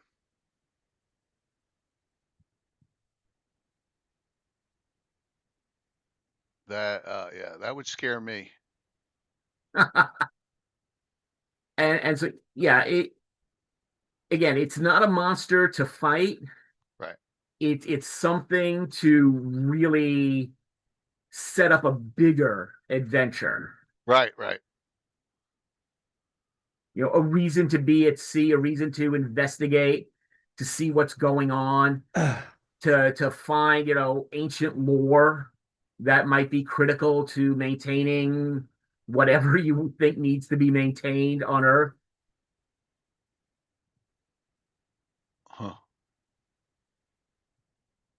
And it just very it's background, and it's incredible background. I love it. I keep hoping I'm going to see the more material from Roger in the future. He's supposed to be working on something for my next issue. I'm Awesome. so looking forward to that. I like the Kraken one. So the Kraken is something that's in the Monster Manual that you can face and kill, right? But when you see Roger's article, then you're like, oh no, those are just the baby Krakens. Yeah. Yes. Yeah. Yes. But this is a legend from the Theronian. So. Yep. Nice.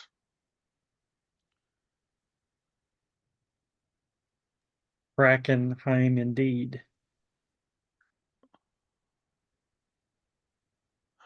Okay. Cool article. I like I said, it really just blew me away seeing it, and I'm so happy. He does some unbelievable stuff.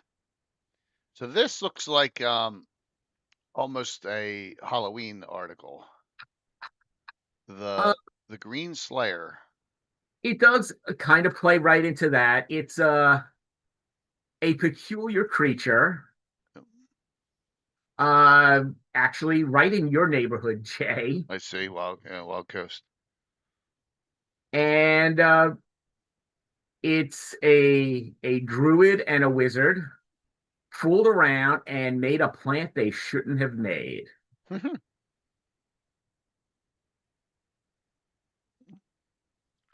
And now he puts the assassin in Assassin Vine. Right. Okay. So it's a sentient plant. Yes. Oh, that was dumb. Who did that? A druid by the name of Baron Orchid and a wizard by the name of Prinzin the Sly. Former ally of Ayu's. And Baron Orchid comes from the AD&D Adventure Pack 1, Norker Source Thieves, and Prinzin comes from the Book of Marvelous Inventions. Okay. Wow. I see references. Well. I had used Prinzin in my anti-circle of 8 when I revised it. So, it's these odd references in weird places of people that are supposed to be in Greyhawk. You can dig out and bring into the So we campaign. did it 3rd edition and 5th. Yes. Right. I'm just looking to see what the damn CR is, wherever that is in 5th, just to get an idea. Yeah, I haven't really looked at a 3rd edition block in a long time. Challenge is 6. Is that correct? 9. Yep, looks like it's a 6 in 5e, challenge rating of 9 for 3-5. Which makes it pretty tough. I'll tell you what, I don't want to get into rules discussion, but I'm running a lot of 5e stuff here lately, and I've been running encounters way above character level in 5e. I think 2014 or 24. Like if I saw 6 on this for that 5e, the old Green Slayer, I would probably throw that at 3rd level characters. Wow. Because 5e's those characters are a lot tougher than they give them credit for. Damn. Mike, did you go to the 24 edition or are you still in the 2014 edition? I've gone to the new edition, but rules wise, it's about the same, if not tougher, in the player's favor. So again, you could throw higher level stuff at 5e characters, I believe. Is this a unique creature or are there more of them than one? Oh, there's just the one. Okay. Fortunately. Went over that article. Thank you for that for Malden and myself. Appreciate it. For that. Thank you. All right. Here's your Ketite Pantheon. Yes. Here we go. So this came from one of the random comments that we get that comes up in the Cannon Fire Discord. Someone was asking, you could have a lawful neutral follower of Heronius. You could have a lawful neutral follower of Hextor. Could there be a religion that follows both of them? And there's a general thought that yes, especially historically in the Great Kingdom, you would have had, people worshiping both of them. And I thought, well, how would it work in a more modern sense? Where would be a suitable place for a lawful neutral cult of both of them? Conflating them. And I settled on Ket. Because it's lawful neutral with a, that sort of lean to lawful evil because they keep allying with IUs. And I just started writing. I just started saying, okay, who can I pull in? Who's reasonably neutral? Who's reasonably lawful? And of course, to put something in there just to drive Curtis crazy. Oh. An actual cult of Heronius and Hextor together. No. Yeah. And also there was a little bit of let me revise a little bit of the heavy stress on the Backlunish stuff, especially since with the LGG. And it's not just an offshoot of the Exalted Faith of Ekbir. It's a heresy on all Backlunish traditions, because it involves so much Iridian powers and so many other stuff. So it's really separate. It's a very militant faith. It's a very rival faith. Okay. Plus, of course, it wants to conquer, Bissell and then Valuna and Keelan. Got to do that. So basically, you're saying it's an amalgamation of all the deities you have here. Yeah, well, yes, it's a single cult. They will have members that serve individual ones. They'll have members that serve all of them. Okay. Interesting. If you've read any of the things, for example, the Eberron stuff, which featured a very strongly pantheonic faith. And I renamed a bunch of them, kind of, give it a little more of a Ketite feel. Right. I took a lot of the names, the altered names that I use from Hungarian, a little bit of Arabic, a little bit of Turkish squeezed in there. And you got humanoid ones in here too.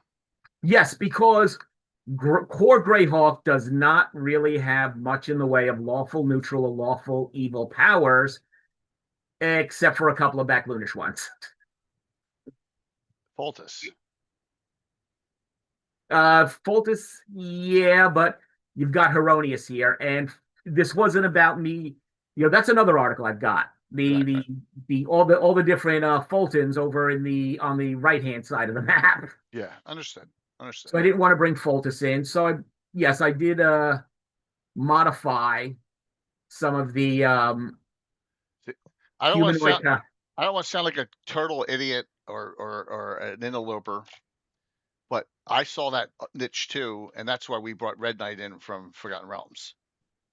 There you go. We needed a lawful neutral, like war planning deity, and there just wasn't one. There really wasn't one in Greyhawk. So yeah. Exactly. Yeah. And if it comes to Il-Naval really serves that, because he's kind of that between lawful neutral and lawful evil for the orcs, the way Roger wrote him. Right. Oh, yes, speaking of Roger, yes. So I think 3 of these 4 humanoid powers are from Roger, and 1 is from Carl Sargent in Monster Mythology. So yeah, makes sense. So your Heronius and Hextor brothers here are also married to Zanye and Geshtide. Yes, they are. I find very fascinating. Okay. This came up as a comment first from Norker, from Ewan. I have them married to these people, and then I say all these others are their children. And he asked, well, you don't say which one is the son of which one. And I'm like, exactly. Nope. Yeah. Because, as I say, this is a heresy to the Backlunish. This really even contradicts my TNC work on the powers. So you're saying they're swingers? Oh, man. I'm saying they have a group marriage. Awesome. Yeah, because it's eldest wife, lesser wife. You heard it here first. Yes, so and the thing is, no, I don't say which of these are the children of one because, well, one, this is a heresy. Like I say, it contradicts stuff I've written, and it's supposed to be. It's supposed to be a heresy. This is what the Beck-Lunish believe. Nobody else believes this. And then, well, okay, so which son is the son of which of Hextor, and which is the son of Heronius? Maybe they don't even know. Well, the thing is, they can argue about it and have their own internal factions. That's awesome. Right, so that they can even fight among their own stuff. Oh, that's great. And so yes, it's deliberate. I don't say do what you want. It's a as far as I'm, it's a heresy. It's a heresy. I hereticized myself. Yep. Even though Zuokin does make a large appearance in the Expedition to the Ruins of Greyhawk. Yes. Once he gets freed. Yeah. Cool. Even all cannot stand this Kettite pantheon. I can imagine that. There could be some warring between them. They're not that far apart, right? Yeah. Awesome. The family tree, they just can't untangle oh my this God, family tree. Here. Jeez. Woo. Yeah. And there's the artwork right there. So yeah, Rick found some of that. The smaller picture to the left there. Yeah, that's Troy volunteered that from some of Dan Smith's stuff that he's done for Beyond the Flanays Beck-Lunish thing. So I was very happy, to that's get a good like piece. that really fits in. That's excellent. Love that statue work too. One part of this article that I really like is what you did with McQuall, the merchant. Like, I feel this deity, which was tacked on in the Greyhawk area, needed some more connective tissue, and so something like this works great. Oh, thank you. Yeah. That was a comment I got from Paul, who just took off.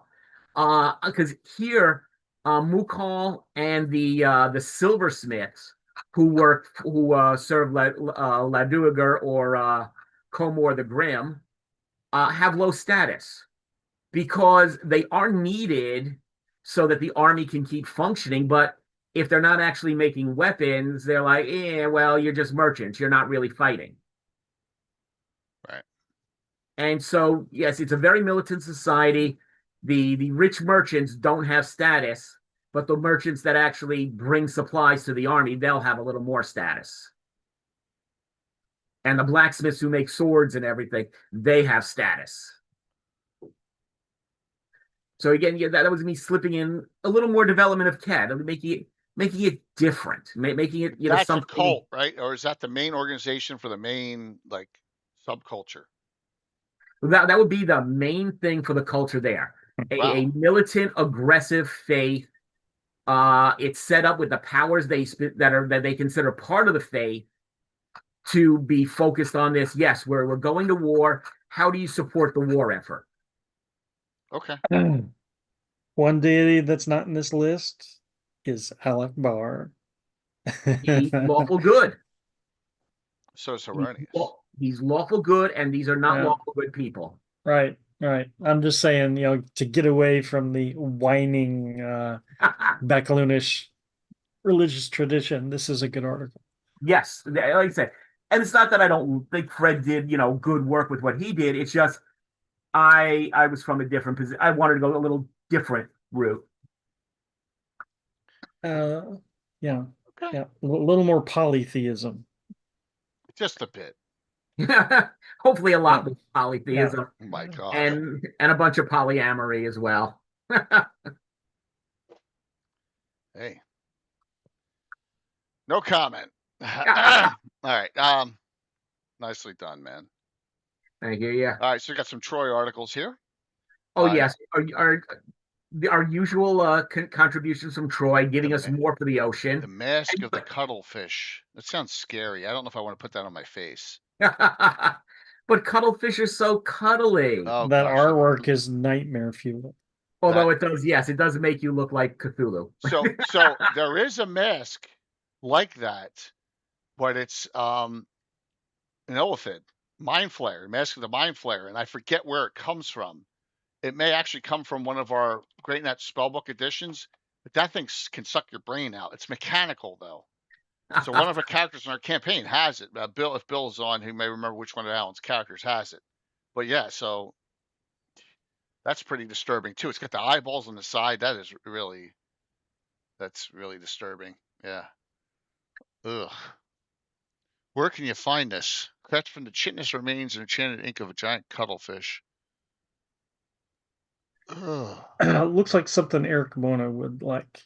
Yeah. Maybe spies and scouts to blend seamlessly with the underwater environment. Yuck. Drop that in Veneering Board's lap. Yeah, I think the Mind Flayer one would be good for him too. Yeah, definitely. Nice, cool artwork too to put with it. Oh yeah, Dan Smith just always seems to have something awesome for Troy. Yeah, really cool. All right, and this is another one. Ecology of the Sea Giant. Yes, Troy's picked up a couple of creatures from Mystara and adapted them for more. Oh, nice. And the Sea Giant, I forget if I did it last year, but he had the the Masher. They're originally from Mystara. From Mystara, from their oceanic source book. Huh. And so here's Troy bringing it into the Flanays. Yeah, that's neat.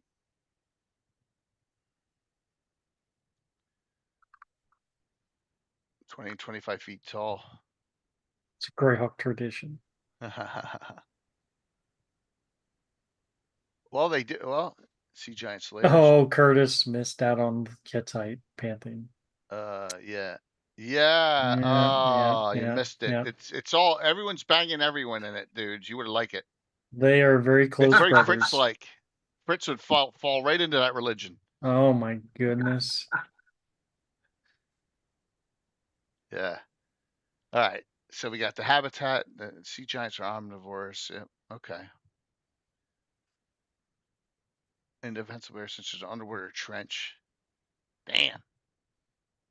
Yes, sea giants are big. They're powerful.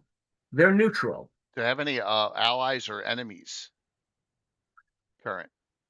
Well, mostly it's who wants to make something that big an enemy. Well, it's the Hogmen always do. Right. Well, so dragons, krakens, leviathans. Okay. Just gonna see. Cool. And they'll usually put the smackdown on things like Sahuagin. Right. They worship Procan. That's cool.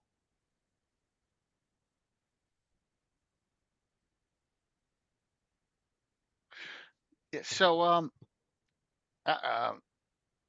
Troy's stuff, Aquaman fits perfectly in there. Just kidding. Can't let that deity go away. I have all the paperwork on him. Right, from Leonard.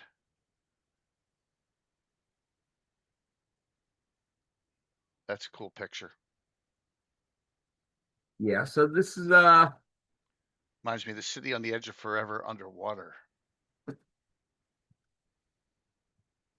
This was a really solid, really fun. And really this was a heavy group effort. All our people, Rick doing all his incredible layout and everything.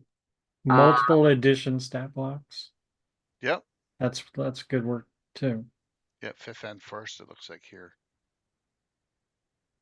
Right, we had really great contributors. Let's see, let's keep going here. Like Rocket Raccoon. Oh yeah. Rick was saying he worked really heavily overtime, trying to get something reasonably looking like a Thanaton. And yeah, the best he could come up with was a raccoon. So he was rockety. There's the doctor, right? Dr. Zay, us. Oh man, Rand. Paul wasn't kidding. That's a Hadozi. Yeah. Yeah. Yep. When they did the Hadozi in Storm Rack, they came out looking really orangutan-like. And for me, that meant one of them had to be named Dr. Zayas. Yes. It speaks. It knows how to talk. Well, yeah, I mean, he was surprised when he met Fritz. What can I tell you? Oh, that's funny. See, one thing you should have put instead of STYN, it should have been STEEN or ST Dr. Frankenstein. Then we would have had a double joke, right? Well, hopefully people get the from the way it's spelled. You're supposed to pronounce it just a little on the unusual side. All right, so you got some background on him. Yep. So, oh my gosh. Man, I need to definitely take an extra gummy or two if I run any of these three. Oh my gosh. All right, so we're looking at fall for the next issue. See, it says issue 5, but I thought this was Greyhawk Journal 1. It is, unless we got a misnumbering. But this says issue 5 here for fall. It shouldn't say issue 2. Oh, yeah, no. This. Okay, all of our numbering got really confused. Oh yeah. So yes, that should say issue 1, and it slipped past us. Oh, this should say issue 1. Okay, because there's the 5th. Yes. I got that's fine. No big deal. Yeah, that's still the because of the Grimoires Phantom. Okay. Yeah. All right, that's cool. It's Star Wars numbering, Jay. They're going to come back around 1 through 4 later. Yeah, they're gonna yes, and Hayden Christensen's going to write for this. Yeah, we've also kind of I should have done the yelled at Nork and done this for Lee. We're going to take a step back from trying to be utterly perfect. Right. No, that makes sense. Yeah. And just accept, okay, we got a typo in it. We got a little formatting glitch in it. Okay, we'll put it out. Maybe we'll make a note later on or do a revision later, but we're not gonna drive ourselves insane. No, that's the last thing you want to do is drive yourself crazy, man. I mean, we broke poor Lee on that to a large degree, and I don't want to break him anymore. No. Because Lee's our layout person for our special Luke Gygax project too. Yeah. So it's we're gonna do our best to catch everything during editing, during our preliminary, during the ready for the layout, and then we miss something and everyone tells us you messed this up. It's like, okay, yeah, we'll try to correct it, or we'll put out an arrival list. Curtis brings up a good point. Back on the art, Rick has found the you've supplemented it with some stuff from Dan and others, but he's probably hit the nail on the head here. Buy the stock art that's allowed to be edited in any format and use that, and you own the rights. You own that. Well, the original person owns it, but you can utilize it, and then it can become something that someone else can go, oh, look, here's a picture of Tensor. You know what I mean? It's just a way to go. It makes sense. Well, that's part of me being, so up on this as a group project. I have zero ability to do any kind of this layout and design stuff. Right. Probably less than zero ability when it comes to art. Rick agreed to come in and do it, and I said, okay, Rick, it's yours. It's delegated completely to you. So Yeah. all credit to him on that. Yeah. He did a great job with it. And you got some pictures of some characters now. It's not against any AI or anything, used. And Rick's done a lot of editing on these, so they're kind of unique off of the stock art. It's great. That's the way to go. Yeah, absolutely. Very cool. I don't think WotC would allow it this way. I'm not sure. It'd be something to have to figure out. Although he's done a lot of this and put it in DM's Guild with his other stuff, so it's got to be allowed, right? Like I said, I don't know the All right. DM's Guild stand. I think he most you have to make a note of Right. what Origins and stuff is. That's about it. Okay. So, what other highlights did we miss, or things, or my questions you have, or comments too? For some great things there. All right, I think we Rage point covered it. So here, this is now I got a picture. I got a real picture of Lady Karastine too. So immediately I'm snipping this.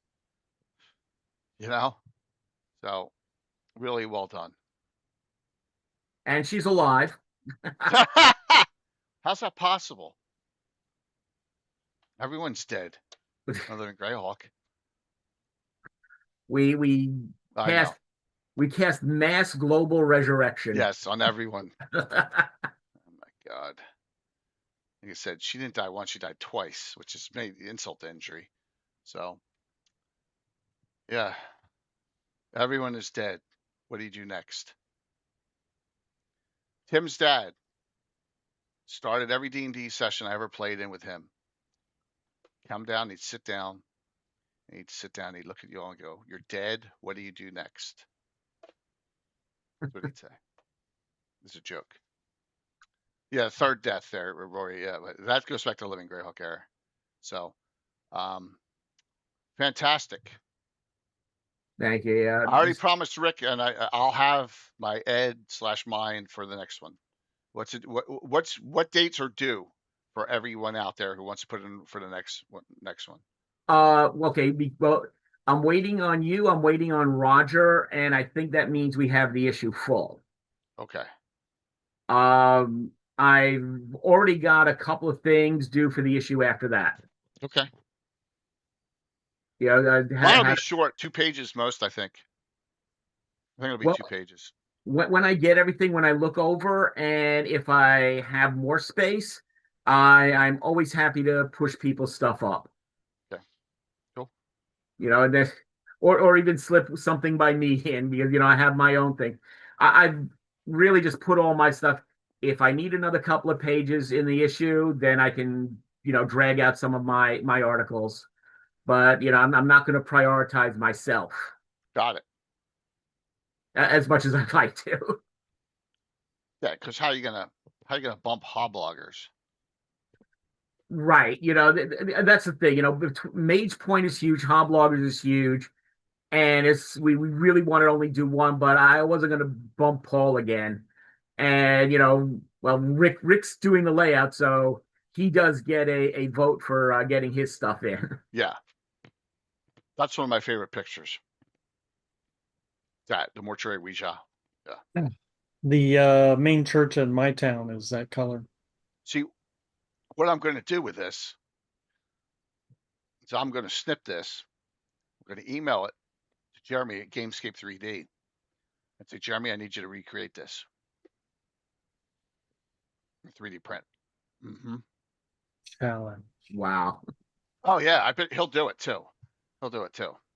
And it doesn't have to, you can look almost exact here, but we can have it for other places too.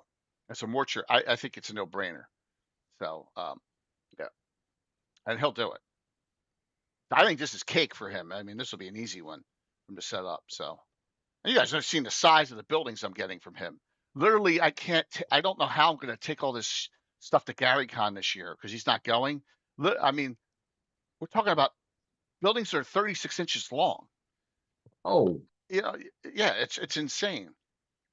All right? So the tower setup that's on the hill, it's in a Bailey Tower. that run, and then the bridge runs down to the village, and it's all what's that called? What kind of setup's that in the Middle Ages? Mott and Bailey. Yeah, yeah. He's got one of them coming. Yeah. When is Gary Con? March, third weekend of March. The Mott and Bailey. Bill says, literally, it is, I don't know, between 3.5 and 4 feet wide. It's huge. It's not all underground. Yeah. And Bill's working on it now. And I don't know where we're going to put it in my house. Jay, you're at GaryCon. You're going to need one of them rooms for the mini gaming. Yeah. The big tables. Well, so another story, another sidebar. Sorry to go off on a tangent, everyone. Everyone knows Josh never put in a game for Virtual GrowCon. He apologized. That's okay. I said, don't worry, Josh. I'm going to hold this over your head. I'm going to ask for a lot of things at GaryCon. Because he's like, I know. So yes, Mike, whatever we need at GaryCon is covered this year. So yeah. Man, right. You should go, Rory, if you can make it. I mean, we're going to have like 50, 60 people there again. So yeah, I'm immediately going to snip this tonight, send it over to Jeremy and say, this would be a great piece. Greyhawk, it's at Mage Point, but we can use it. I'll use it in Altamira, Greyhawk City, wherever. Yeah. So, yep. Well, we'll talk about that because I just got so much stuff. So, yeah. All right. Any other commentary or questions from the audience? Good pick too. They're all good picks. That's fantastic. I can't imagine the hours of work that took to change that. Yeah. And remember, and this is really close to the last issue we did. You know, to getting the last issue of Grimoire out, finishing that up, getting the art done on that, getting that out. So yeah, Rick went super overtime for these two. Sam, can you relink this, or someone else throw a link down from the original link that Dewey Carthon put down? Do we have for the download? Yep, it's available. Okay, yeah, I knew I completely forgot something. Rick did it earlier, but I can't scroll back that far. I can only scroll back so far. So right, I knew I completely forgot to do something when I got in, and that was there's the link. Midi, look at the. So this is Greyhawk Journal #1. It says the Grey Grimoire presents, and Rick went over the whole why at the beginning of the show, how this came about. So this is the fifth one. There's 4 Grey Grimoires in this Greyhawk Journal 1. That's what I was asking on the back, but it's the 5th publication. Well, actually, there are pseudocopy. Make sure there's no issues. Yeah, there are 5 grimoires, and this is the first journal.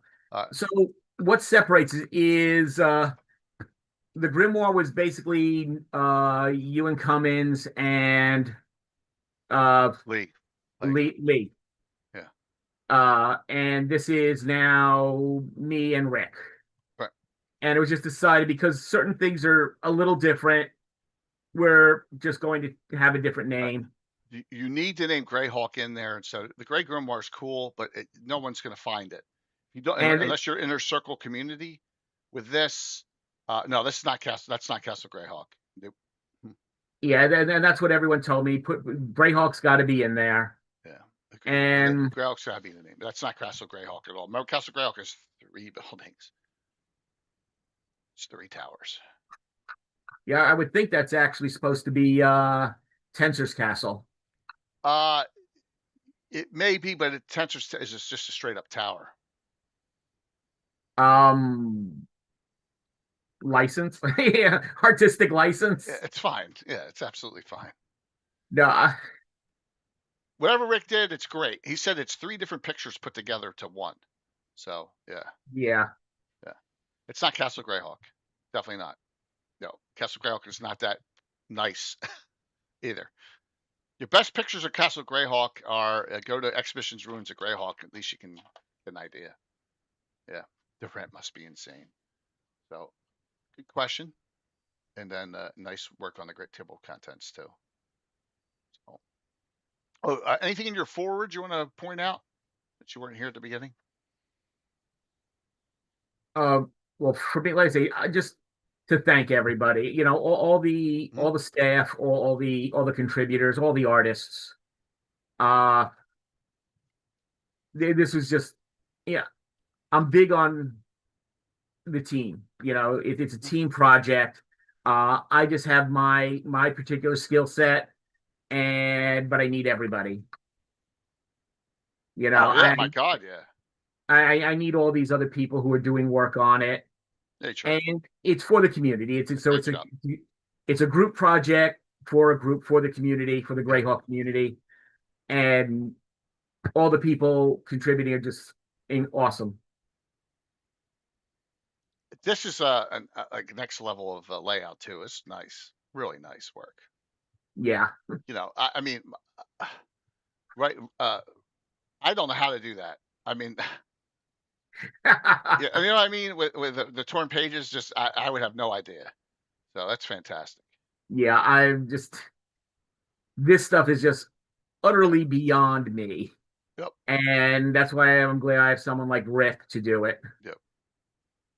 Nice. Okay, it's kind of interesting because you're almost at it with your review of the Earth journals. You have like another 3 or so issues to get to it. Right. But you're going to come to Rick's era of the Earth Journal. He says it's the next one, 17. And in it, you're going to find an interesting name among the editors. Uh-oh. Me. Oh, cool. Okay. So, you know, Rick and I have been through this before. And you'll also hit a couple of the articles I did for Earth Journal. Yeah, a lot of great articles. Just trying to highlight them all. Good dance. So Sam's saying it's not his first rodeo. No, it's not. Well, this is kind of a Sam and Rick show too. Well, Rick definitely has a style about him for layout, right? Rick has a style, and you can see it, and you know, because we've had his other publications. His Magic Item compilation is in the same style, right? So it feels, you know, it feels good. I mean, like once again, he's got the top rip pages here. It just looks so cool. It's great. It's a great job. Really a great job. And there's silliness in here, and there's great content, and there's silliness, but there's something for everyone. Just enjoy it, community. You know, have fun reading it, and using whatever you want, however you wish. And that's a great thing about the community. The community brings together great minds, artwork, and know-how, and they put this out for everyone to use, and it's free. That's a great thing. So yes, I guess about the one big thing that's remaining the same is for any submissions, the Grey Grimoire at gmail.com. Got it. You know, you want to get in on this? Yeah. So I will have mine. Because I can't really change the name of the WordPress site we're using. The location where we're storing this until I can set up a new site or something is going to remain the Grey Grimoire, and the email is going to remain the Grey Grimoire at gmail.com. Okay. You know, you have submissions. We like the 2 and 3 pages. 1 pages are always awesome too. You know, 1 and 2 pages are also awesome.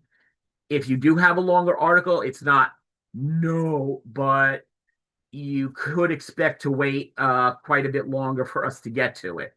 Yeah. Where are you, Gamehole Con folks? There's some there, Prof. I know Astrolier's there. I know Anna's there. All Troller Games is there. I said once again, unfortunately, Troller Games. I was going to start the giveaways on the Tarvine belts because I got some Altamira stuff in here, and I paid for them too, and they sent me 1 copy instead of all the copies I ordered. So, yep, but it's there. So all good. All right. So, anything in closing there, Sam? Thanks, man. That was good. Glad you could get on. Rick was great. Rick and Paul were great in the first hour. You know, really cool one. It's always good seeing or hearing Paul. Yeah, new content is just really fun things. Like I said, I don't think I'm ever going to put that freaking that mask on, Troy. That mask is that is a disturbing looking mask. Yeah. For me, it's just like whenever we finish an issue, I immediately go into crazy overdrive. Now I got to worry about the next issue. Yeah, but that's you've taken on as Jimmy Duffy once sent to me. Jay, you brought this all on yourself. Man. Yeah. I've asked for this, so it's all good. Nothing wrong. I got you there, Roy. As soon as we're done here, I'll give you that VIP badge for 2 weeks. No problem. All right. So, anything else you want to shout out there? We got Sam. Anything else you want? Oh well, okay.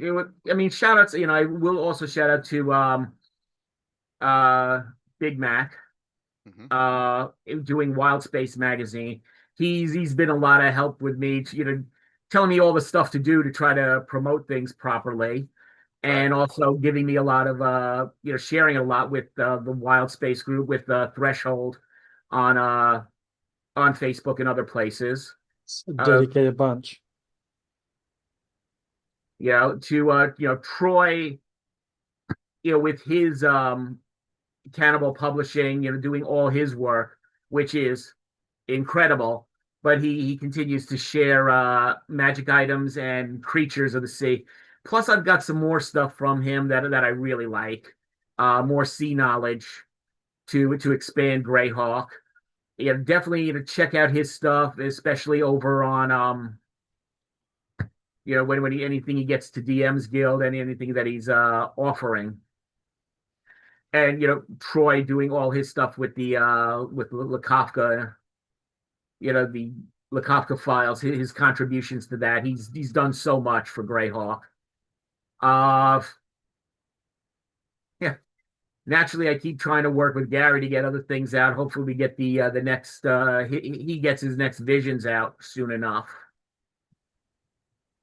And definitely thank you, for host, bringing me on so I can of course get more news about this out, share it with everybody. The community is just really there. Oh, even okay, I know Troy said he's working on a review of it, and I that's awesome. I get even more there. I have to make sure I get a review of some of his stuff out. Joe Block also put a bit of a post up for the zine on his site. I was really happy to see that. So I haven't seen it yet. Thanks, the community, like I say, community, and I want to give stuff to the community. I'm happy to be able to be in a position where I can be getting this stuff out. So especially anything that makes Curtis look bad. If you're new rating in, just Master of Dungeons TV, Classic D&D reprint of Temple of Medieval, or the Marklands, or this one's cool, Tales of the Outer Planes, or what's that one? Scarlet Brotherhood, or even a Deep Dwarven Delve by Leonard Kafka. You get your choice there. Exclamation point drawing, as long as you're in the continental U.S. or anywhere in the U.S. actually. If you're out in Canada or where else, I'm going to send you a gift certificate because it's crazy how much that is. But yeah, Sam, thanks. Really great job. We'll probably have Rick back next week as we go from number 17 to we'll do 5, 21, 22 at most for Earth Journals. So next week. I'm in a lot of those issues as well, so yeah, man, I'm sure we're starting to get to the point where that revival GaryCon one's not that far away, and that's when I was like 27 or 28 when I first started. So yeah, it's getting there, but it's a good discussion. So, but yeah, really appreciate tonight. It was fantastic. What about you, Mike? What's going on? Well, let's see. Next week, my Parentland campaign is firing back up. We're in the middle Nice. of the Lost Caverns of Socanth. So Beautiful. the Greater Caverns, Part 2. Yes. So I'm getting very close to some Penultimate classic. ending. Yeah. Yes, but it will only lead into a greater plot. So I'm looking forward to it. Meanwhile, I do have a new comic up. Nice. This is the latest installment of my short story Under, which I have. This is how much work I've been doing. Wow. Listen up, Patrick. I've been doing a lot of art. I am done with this comic. I finished it, but I'm releasing it on a, like every couple weeks, every few weeks. Double sound. So this is page 17, but we're only like halfway through this story, and like I said, it's done. I'm already thinking about my next comic. Nice. Which may not even be for another year now. It feels wormy like, man. Yep. Yeah. That I thought of Wormy as well. Yep. Wormy's my favorite D&D comic. I was so upset when it just ended and you don't know what happened to the story. Yeah. With the war, him being arrested for wargaming. It was Thanks, Dark Elf. That panel took me a while. Yeah, that's cool, man. Yeah. Oh, BB Fanfron. Wormy was a comic Early in Dragon. Dragons. Back in the day by Dave Trampier, who did things like a lot of the early illustrations, a lot of early monster illustrations, and other comics in Dragon and other stuff in the monster manuals. I wish he was still alive. I don't think Wormy went past 85, right? Dragon 8, I think that's it. Okay. Oh no, it went past 85. Did it go past 85, Wormy? Oh yeah. I think it went into like 120, 130 issue. Yeah. But it wasn't every month though. It got sparser and sparser. It did. That's true. Yeah. But no, it went on. Yeah. But I wish great too. I wish Dave was still around because I would love to know his process for making Wormy. It's just blows my mind. And when I look at it, I'm trying to figure out how he did it, not so much what it's about. That's awesome, Mike. Look, beautiful. Yep. And yeah, Rob, Gru is my number 2 influence. Dave Trampier and Gru. Gru is Sergio Aragonés is my favorite. Actually, I was thinking of Gru because one of the things Aragonés did in a later issue of Gru, he always did an author panel where he broke the fourth wall and talked to the readers. And he said he realized that issue 1 of comics always sell better. So from now on, every issue of Gru is going to be issue number 1. So from now on, every issue of Greyhawk Journal is going to be issue number 1. Oh my gosh. Brilliant. But yeah,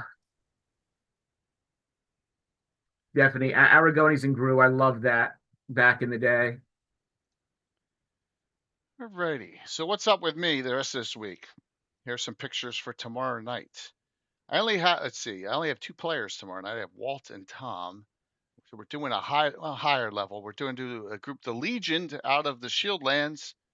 And this one here, as you can see, this one is Reclamation at Scragholm Isle. Now it's an isle. This is one of the isles off. I had this island up on Saturday, and I'm like, I'm going to get more use out of it before I got to tear it all down. So it's a one shot. There's the group, and they got this is of course the Knights of Holy Shielding never do anything right in my game. They're building this sentry points on one side of Scragholm Isle, and then they're going to put another keep up on the other side of it. And they got overrun and they all got killed, and now they got to go, and so they sent some of the better adventurers out, and that's these are just whether these are like that or not, but yeah. So, and that's what we're going to be doing on tomorrow night, 7:30.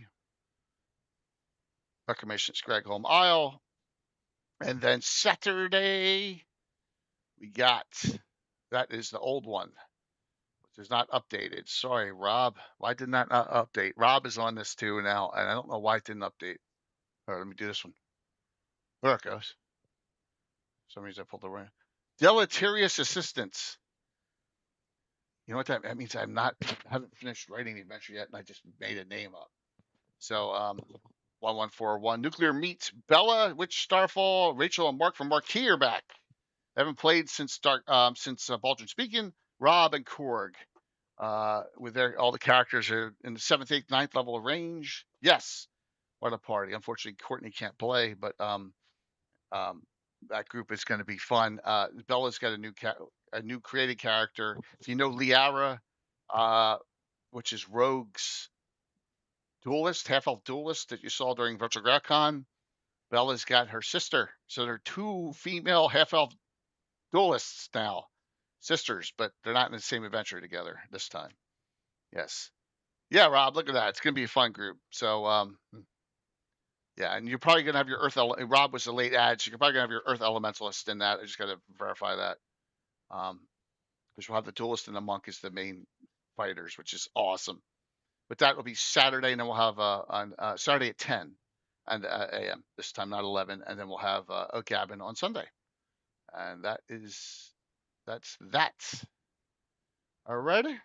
So I'm looking to see who's on tonight, and there are not that many Stream Team people on. So I think we're going to raid the Korg tonight, who's playing Saturday, because he is on. He's playing Warframe, but we'll give him a raid. So because I don't know if I've ever raided into him, but we're going to. All right. So last thing, exclamation point drawing to get in for the giveaway. Let's see who wins.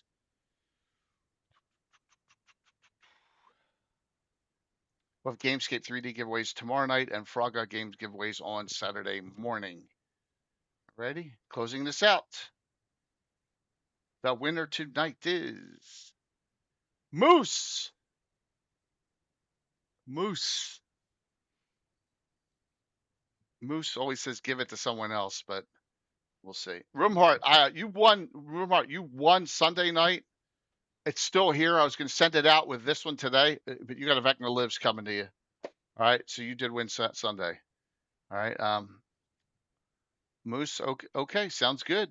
I will get them both out. Any final thoughts, comments? Great show, everyone. Appreciate it.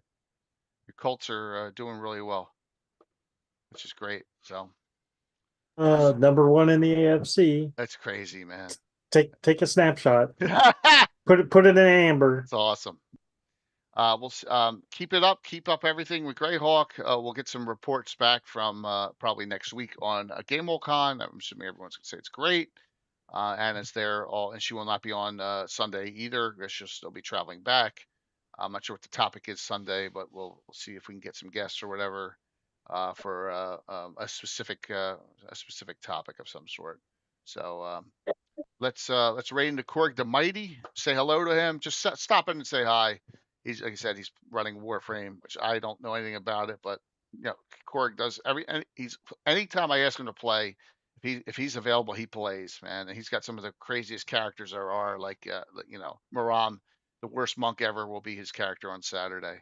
So, yep. See you all tomorrow night. Thank you. Thanks, Sam. Thanks, Rick. Thanks, Paul, and thanks, Mike, for participating tonight. Wrong button coming. No, maybe not. I thought we were going to be low on the viewers because of GameWorldCon. Thank you. 82 people on now. It's awesome. Thank you so very much.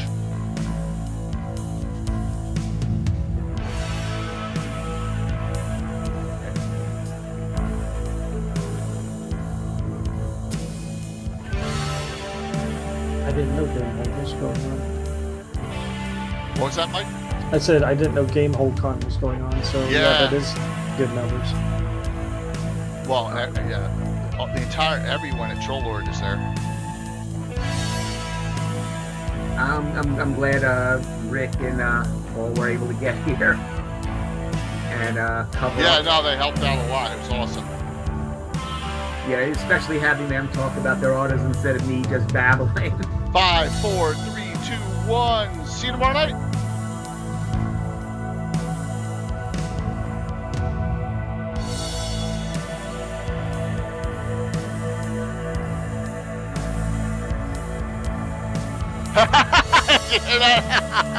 Hmm.